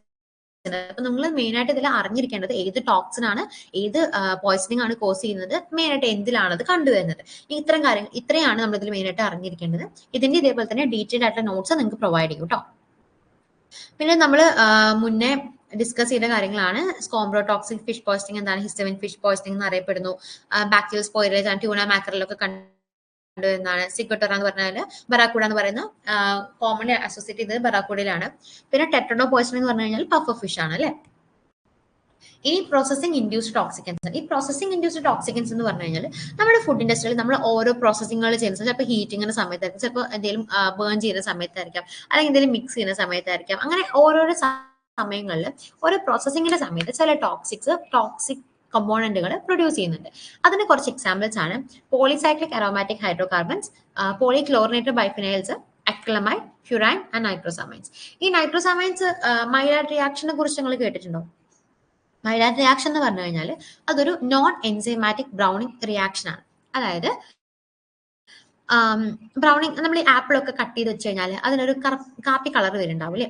ആ കാപ്പി കളർ ആക്ച്വലി സംഭവിക്കുന്നത് എൻസൈമാറ്റിക് ബ്രൗണിംഗ് കൊണ്ടാണ്. പക്ഷെ ഇതേപോലെ ബ്രൗൺ കളർ ഫോം ചെയ്യുന്ന കുറച്ച് റിയാക്ഷൻസ് വേറെയാണ്. പക്ഷെ അതിൽ എൻസൈംസും കാര്യങ്ങളൊന്നും ഉണ്ടാവില്ല. അത്തരം റിയാക്ഷൻസ് നമ്മൾ പറയുന്നതാണ് നോൺ എൻസൈമാറ്റിക് ബ്രൗണിംഗ് റിയാക്ഷൻസ്. അതിൽ പെട്ട ഒന്നാണ് മൈലാർഡ് റിയാക്ഷൻ. കാരമലൈസേഷനും മൈലാർഡ് റിയാക്ഷനും ഒക്കെ നോൺ എൻസൈമാറ്റിക് ബ്രൗണിംഗ് ആണ് കേട്ടോ. ഇങ്ങനെ മൈലാർഡ് റിയാക്ഷൻ എന്ന് പറഞ്ഞു കഴിഞ്ഞാൽ നമ്മുടെ കാർബോഹൈഡ്രേറ്റിലെ റെഡ്യൂസിങ് ഷുഗറും പ്രോട്ടീൻസിലെ അമിനോ ആസിഡും തമ്മിൽ എന്ത് ചെയ്യുന്നു, ഒരു റിയാക്ഷൻ സംഭവിക്കുന്നു. അങ്ങനെ റിയാക്ഷൻ സംഭവിക്കുന്ന സമയത്ത് അവിടെ എന്ത് ചെയ്യുന്നു, ബ്രൗൺ കളർ ആയിട്ടുള്ള കോമ്പൗണ്ട്സ് പ്രൊഡ്യൂസ് ചെയ്യുന്നു. ഈ പ്രൊഡ്യൂസ് ചെയ്യുന്ന കോമ്പൗണ്ട്സുകളാണ് ഈ ബ്രൗൺ കളർ കാരണമായിട്ടുള്ളത്. അപ്പൊ അങ്ങനെ മൈലാർഡ് റിയാക്ഷൻ ഒരു പ്രൊഡക്റ്റ് ആണ് നൈട്രോസമൈൻസ് എന്ന് പറയുന്നത്. പക്ഷെ അത് ആക്ച്വലി ഹൈലി കാർസിനോജനിക് ആയിട്ടുള്ള ഒന്നാണ് നൈട്രോസമൈൻസ് എന്ന് പറയുന്നത്. അപ്പോൾ മൈലാർഡ് റിയാക്ഷന്റെ ഭാഗമായിട്ടുണ്ടായിരുന്ന നൈട്രോസമൈൻസ്. ഇതാണ് നമ്മൾ പറഞ്ഞത്. എന്തെങ്കിലും പ്രോസസിംഗിന്റെ സമയത്ത് ഉണ്ടാകുന്ന ടോക്സിക്കൻസ് ആണ് പ്രോസസിംഗ് ഇൻഡ്യൂസ്ഡ് ടോക്സിക്കൻസ് എന്ന് പറയുന്നത്. ഇതൊക്കെ അതിന്റെ എക്സാമ്പിൾസ് ആണ്. അലർജി ആണ് മേജർ ഫുഡ് അലർജി. അതായത് നമ്മൾ അലർജനിക് കണ്ടാമിനേഷൻ പറഞ്ഞല്ലോ, അതായത് നമ്മുടെ ഫുഡ് എന്തെങ്കിലും ഒരു അലർജനുമായിട്ട് കോണ്ടാക്റ്റിൽ വരികയാണ്. അങ്ങനെ നമ്മൾ എന്ത് ചെയ്യാണ്, ഒരു അലർജനിക് പ്രോട്ടീൻസ് നമ്മുടെ ബോഡിയിലേക്ക് എത്തുന്ന സമയത്ത് അലർജിക് റിയാക്ഷൻസ് ഉണ്ടാവില്ലേ. പല ആൾക്കാർക്കും പല രീതിയിലാണ് എന്തുണ്ടാവുന്നത്, ഈ അലർജനിക് റിയാക്ഷൻസ് ഉണ്ടാവുന്നത്. അപ്പോൾ അലർജനിക് റിയാക്ഷൻസ് ഉണ്ടാവുന്നത് അല്ലെ. ചില ആൾക്കാർക്ക് ഭയങ്കര ചൊറിച്ചലായിരിക്കും, ചില ആൾക്കാർക്ക് മേത്ത് റാഷസ് വരികയായിരിക്കും, ചില ആൾക്കാർ തുമ്മിക്കൊണ്ടേയിരിക്കും ബോഡിയിൽ, ചില ആൾക്കാർ ചുണ്ടൊക്കെ കൂടി പോകുന്ന കണ്ടേ. അത് ഓരോ പെർട്ടിക്കുലർ പേഴ്സൺസ് അലർജിയിലേക്ക് റിയാക്ട് ചെയ്യുന്നത് പലതരത്തിലായിരിക്കും. അപ്പോൾ ഈ 8 മേജർ ആയിട്ടുള്ള ഫുഡ് അലർജൻസ് എന്ന് പറയുന്നത്: milk, egg, fish, shell fish, tree nuts, peanuts, wheat, soya. ഇതിൽ ഏറ്റവും കൂടുതൽ അലർജി കൂടുതൽ ഉണ്ടാക്കുന്നത് പീനട്ട്സ് ആണ് കേട്ടോ. Then chemistry of allergic reactions ആണ്. അതെന്താണ്, നമ്മുടെ ബോഡിയിലേക്ക് പ്രൈമറി റെസ്പോൺസ്, സെക്കൻഡറി റെസ്പോൺസ് എന്നൊക്കെ പറഞ്ഞിട്ടുള്ള സംഭവങ്ങളുണ്ട്. അതായത് ഒരു അലർജി നമ്മുടെ ബോഡിയിലേക്ക് വരുന്ന സമയത്ത് അതെന്ത് ചെയ്യും, ഒരു ആന്റിജൻ പ്രസന്റിങ് സെല്ല് ഈ അലർജനെ പ്രസന്റ് ചെയ്യും. എന്നിട്ട് എന്ത് ചെയ്യും, ഇതിലുള്ള അമിനോ ആസിഡ്സിനെയും പെപ്റ്റൈഡ്സിനെയും റെക്കഗ്നൈസ് ചെയ്തിട്ട് ടി സെൽ എന്ത് ചെയ്യും, ഇന്റർലൂക്കിൻ എന്ന് പറയുന്ന ഒരു പ്രൊഡക്റ്റ് അല്ലെങ്കിൽ ഒരു കോമ്പൗണ്ടിനെ റിലീസ് ചെയ്യുന്നു. ഇതെന്ത് ചെയ്യുന്നു, ബി സെല്ലിൽ പോയിട്ട് ബേസോഫിൽ സെൽസ് ആണ് കേട്ടോ ബി സെൽസ് എന്ന് പറയുന്നത്. അപ്പൊ എന്ത് ചെയ്യും, സ്പെസിഫിക് ആയിട്ടുള്ള IgE പ്രൊഡ്യൂസ് ചെയ്യുന്നത്. ഏത് ആന്റിജൻ ആണോ അലർജൻ എന്ന് പറഞ്ഞാൽ നമ്മുടെ ബോഡിയിലേക്ക് എൻ്റർ ചെയ്യുന്ന ഏതൊരു ഫോറിൻ മാറ്റേഴ്സ് നമ്മൾ പറയുന്ന പേരാണ് ആന്റിജൻ. അപ്പോൾ ഏത് ആന്റിജൻ ആണോ വന്നത് അതിന് ഇതായിട്ടുള്ള ആന്റിബോഡീസ് എന്ത് ചെയ്യുന്നു, പ്രൊഡ്യൂസ് ചെയ്യുന്നു. ഈ ആന്റിബോഡീസ് മാസ്റ്റ് സെൽസിൽ പോയിട്ട് അറ്റാച്ച് ആയി നിൽക്കുന്നു. ഇനി രണ്ടാമത്തെ വട്ടം സെയിം അലർജൻ നമ്മുടെ ബോഡിയിലേക്ക് എക്സ്പോസ്ഡ് ആയി കഴിഞ്ഞാൽ ഈ അലർജൻസ് എന്ത് ചെയ്യുന്നു, മാസ്റ്റ് സെൽസിൽ പോയിട്ട് റിയാക്ട് ചെയ്യുന്നു. അതായത് ഇവിടെ കണ്ടു നമ്മൾ ഈ അലർജൻസ് മാസ്റ്റ് സെൽസിൽ പോയിട്ട് അറ്റാച്ച് ചെയ്യുന്നു. ഇപ്പൊ ആന്റിജൻ ആന്റിബോഡി റിയാക്ഷൻ സംഭവിക്കുന്നു. ഹിസ്റ്റമിൻസ് ബേസിക്കലി ഹിസ്റ്റമിൻസിനെ റിലീസ് ചെയ്യുന്നു നമ്മുടെ ബോഡിയിലേക്ക്, അലർജനിക് റിയാക്ഷൻസ് കാണിക്കുന്നു. ഇതാണ് മേജർ ആയിട്ടുള്ള അലർജിയുടെ മെത്തേഡ് അല്ലെങ്കിൽ പ്രോസസ് എന്ന് പറയുന്നത്, അലർജിക് റിയാക്ഷൻസിന്റെ പ്രോസസ് എന്ന് പറയുന്നത് കേട്ടോ. അത്ര ഇമ്പോർട്ടന്റ് അല്ല, പക്ഷെ സ്റ്റിൽ നമ്മൾ അറിഞ്ഞിരിക്കണം ഹിസ്റ്റമിൻസിൽ റിലീസ് വരുന്നതാണ് അലർജിക് റിയാക്ഷൻസ് വരുന്നത്. ഇവിടെ അലർജനിക് കണ്ടാമിനേഷൻ പറഞ്ഞതുകൊണ്ടാണ് ഈ അലർജിയുടെ റിയാക്ഷൻ എങ്ങനെയാണ് പ്രോസസ്സിംഗ് നടക്കുന്നത് പറയുന്നത് കേട്ടോ. പിന്നെ ജസ്റ്റ് ഒരു എന്താണ് ഫുഡ് അലർജി, എന്താണ് ഫുഡ് ഇൻടോളറൻസ്, എന്താണ് ഫുഡ് അവേർഷൻ എന്താണെന്നാണ്. ഫുഡ് അലർജി നമ്മൾ പറഞ്ഞുകൊണ്ടിരുന്നതുകൊണ്ട് ഫുഡ് അലർജി മാത്രം നമ്മൾ ഡിസ്കസ് ചെയ്താൽ മതി. ഫുഡ് അലർജി എന്ന് പറയുന്നത് അതിൽ തന്നെ IgE മീഡിയേറ്റ്, നമ്മൾ നേരത്തെ പറഞ്ഞില്ലേ, ഇവിടെ നോക്കിയേ IgE പ്രൊഡ്യൂസ് ചെയ്യുന്നു പറഞ്ഞു അല്ലെ. അപ്പൊ IgE ഉണ്ടായിട്ട് വരുന്ന അലർജിക് റിയാക്ഷൻസ് ഉണ്ട്. അതല്ലാതെ നമ്മൾ മറ്റ് ഏതെങ്കിലും ഇമ്മ്യൂൺ സെൽസ് ഇൻവോൾവ് ചെയ്തിട്ട് വരുന്ന അലർജിക് റിയാക്ഷൻസ് ഉണ്ട്. അപ്പോൾ IgE ഇൻവോൾവ് ചെയ്തതാണെന്നുണ്ടെങ്കിൽ നമ്മൾ അതിന് എന്തെന്ന് പറയും, ഇമ്മീഡിയറ്റ് ഹൈപ്പർ ആക്ടിവിറ്റി എന്ന് പറയും. ഇനി IgE ഇല്ലാതെ ഏതെങ്കിലും സെൽസ് ആണ് ഇൻവോൾവ് ആയിട്ടുള്ളത്, നമ്മൾ അതിനെ ഡിലൈഡ് ഹൈപ്പർ ആക്ടിവിറ്റി എന്ന് പറയും. ഇത് നമ്മൾ നേരത്തെ പറഞ്ഞ സെയിം കാര്യങ്ങളാണ്. മേജർ ഫുഡ് അലർജൻസ് ഏതാണ്, അതിൽ ഏതൊക്കെയാണ്, ഏത് പ്രോട്ടീൻസ് ആണ് അലർജി കോസ് ചെയ്യുന്നുള്ള കാര്യങ്ങളാണ് ഇത് പറഞ്ഞിട്ടുള്ളത് കേട്ടോ. അത് അത്ര ഇമ്പോർട്ടന്റ് അല്ല, ബട്ട് സ്റ്റിൽ ഞാനിത് ഇൻക്ലൂഡ് ചെയ്തു എന്നേ ഉള്ളൂ. അപ്പോൾ നമ്മൾ ഇതിൽ നോട്ട് ചെയ്യുകയാണെങ്കിൽ തന്നെ പീനട്ട് അലർജിയാണ്, ഏത് പ്രോട്ടീൻസ് ആണ് പീനട്ടിൽ അലർജി കോസ് ചെയ്യുന്നത്, അതേപോലെ തന്നെ ഓരോന്നിനും ഏത് പ്രോട്ടീൻ ആണോ അലർജി കോസ് ചെയ്യുന്നുള്ള കാര്യങ്ങൾ മാത്രം ഓർത്ത് വെച്ചാൽ മതി. ഇപ്പോൾ ഫോർ എക്സാമ്പിൾ പീനട്ട് അലർജിയിൽ നോക്കുകയാണെന്നുണ്ടെങ്കിൽ 13 മേജർ അലർജൻസ് ആണുള്ളത്. ARA-H1-2, ARA-H30, അതായത് ARA-H1, ARA-H2, ARA-H3 എന്ന് പറയുന്ന അങ്ങനെ 13 മേജർ അലർജൻസ് ആണ് പീനട്ടിൽ പ്രസന്റ് ആയിട്ടുള്ളത്. ഇതൊക്കെ അങ്ങനെ തന്നെയാണ് കേട്ടോ. ഓക്കെ, അപ്പോൾ എനിക്ക് തോന്നുന്നു കുറച്ചധികം നേരം നമ്മൾ ക്ലാസ് കണ്ടിന്യൂ ചെയ്തിട്ടുണ്ട്. ഇന്ന് നമുക്ക് കണ്ടാമിനേഷൻ ആൻഡ് അഡൾട്രേഷൻ എന്ന് പറഞ്ഞ 2 ടോപ്പിക്ക് മാത്രമേ നമുക്ക് കവർ ചെയ്യാൻ പറ്റിയിട്ടുള്ളൂ. അതായത് ഇതൊക്കെ നമ്മുടെ ഫുഡ് ഇൻഡസ്ട്രിയിൽ നമ്മൾ ഓരോ പ്രോസസ്സിംഗ് ചെയ്യുന്ന സമയത്ത് ഉണ്ടാവുന്ന ടോക്സിക്കൻസ് ആണ്. അതിന്റെ കുറച്ച് എക്സാമ്പിൾസ് ആണ് polycyclic aromatic hydrocarbons, polychlorinated biphenyls, acrylamide, ഫ്യൂരാന്, നൈട്രോസമൈൻസ്. ഇതിൽ ഞാൻ കുറച്ചും കൂടെ ഇമ്പോർട്ടൻസ് കൊടുത്ത് പറഞ്ഞ സാധനം ഈ നൈട്രോസമൈൻസ് ആണ്. ഇത് ആക്ച്വലി മൈലാർഡ് റിയാക്ഷന്റെ ഒരു പ്രൊഡക്റ്റ് ആണ്. നൈട്രോസമൈൻസ് എന്ന് പറയുന്നത് മൈലാർഡ് റിയാക്ഷന്റെ ഒരു പ്രൊഡക്റ്റ് ആണ്. ഈ മൈലാർഡ് റിയാക്ഷൻ എന്ന് പറയുന്നത് ഒരു നോൺ എൻസൈമാറ്റിക് ബ്രൗണിംഗ് റിയാക്ഷൻ ആണ്. നോൺ എൻസൈമാറ്റിക് ബ്രൗണിംഗ് റിയാക്ഷൻ കേട്ടോ. അപ്പോൾ അത് കുറച്ചും കൂടെ മനസ്സിലാക്കാൻ വേണ്ടിയിട്ട് നമുക്ക് പറയാം, ഒരു ആപ്പിൾ എടുക്കാം, നമ്മൾ കട്ട് ചെയ്ത് കുറച്ച് കഴിയുമ്പോൾ അതിനൊരു ബ്രൗൺ കളർ ഫോം ചെയ്യാറുണ്ട് അല്ലെ. അതെന്തുകൊണ്ടാണ് ബ്രൗൺ കളർ ഫോം ചെയ്യുന്നത്? ആക്ച്വലി അവിടെ നടക്കുന്ന ഫിനോമിനൻ എന്താണെന്ന് വെച്ച് കഴിഞ്ഞാൽ എൻസൈമാറ്റിക് ബ്രൗണിംഗ് ആണ്. പോളിഫീനോൾ ഓക്സിഡേസ്, എന്താണ് പോളിഫീനോൾ ഓക്സിഡേസ് എന്ന് പറയുന്ന ഒരു എൻസൈമാണ് അവിടെ അറ്റ്മോസ്ഫിയറിലുള്ള ഓക്സിജനുമായിട്ട് റിയാക്ട് ചെയ്തിട്ട് അവിടെ ആ ഒരു ബ്രൗണിംഗ് റിയാക്ഷൻ നടക്കുന്നത്. അപ്പൊ അവിടെ ഒരു എൻസൈമിന്റെ ഇൻവോൾവ്മെന്റ് ഉണ്ട്. പക്ഷെ എൻസൈമിന്റെ ഇൻവോൾവ്മെന്റ് ഇല്ലാതെയും ഈ ബ്രൗണിംഗ് റിയാക്ഷൻസ് നടക്കാറുണ്ട്. അത്തരം റിയാക്ഷൻസ് നമ്മൾ പറയുന്ന പേരാണ് നോൺ എൻസൈമാറ്റിക് ബ്രൗണിംഗ് റിയാക്ഷൻസ് എന്ന്. സോ അതിൽ പെടുന്ന ആണ് മൈലാർഡ് റിയാക്ഷൻ. അപ്പൊ മൈലാർഡ് റിയാക്ഷൻ എന്താന്ന് വെച്ച് കഴിഞ്ഞാൽ കാർബോഹൈഡ്രേറ്റ് ഉണ്ട് അല്ലെ, reducing sugars, non reducing sugars ഒക്കെ നമുക്ക് അറിയില്ലേ. അപ്പൊ ഈ റെഡ്യൂസിങ് ഷുഗേഴ്സും അമിനോ ആസിഡ്, പ്രോട്ടീൻസിലെ അമിനോ ആസിഡ്സും തമ്മിലുള്ള ഒരു റിയാക്ഷൻ ആണ് മൈലാർഡ് റിയാക്ഷൻ എന്ന് പറയുന്നത്. അപ്പൊ ഇങ്ങനെ റിയാക്ഷൻ നടക്കുന്ന സമയത്ത് അവിടെ എന്ത് ചെയ്യുന്നുണ്ട്, കുറച്ച് കോമ്പൗണ്ടുകൾ പ്രൊഡ്യൂസ് ചെയ്യുന്നുണ്ട്.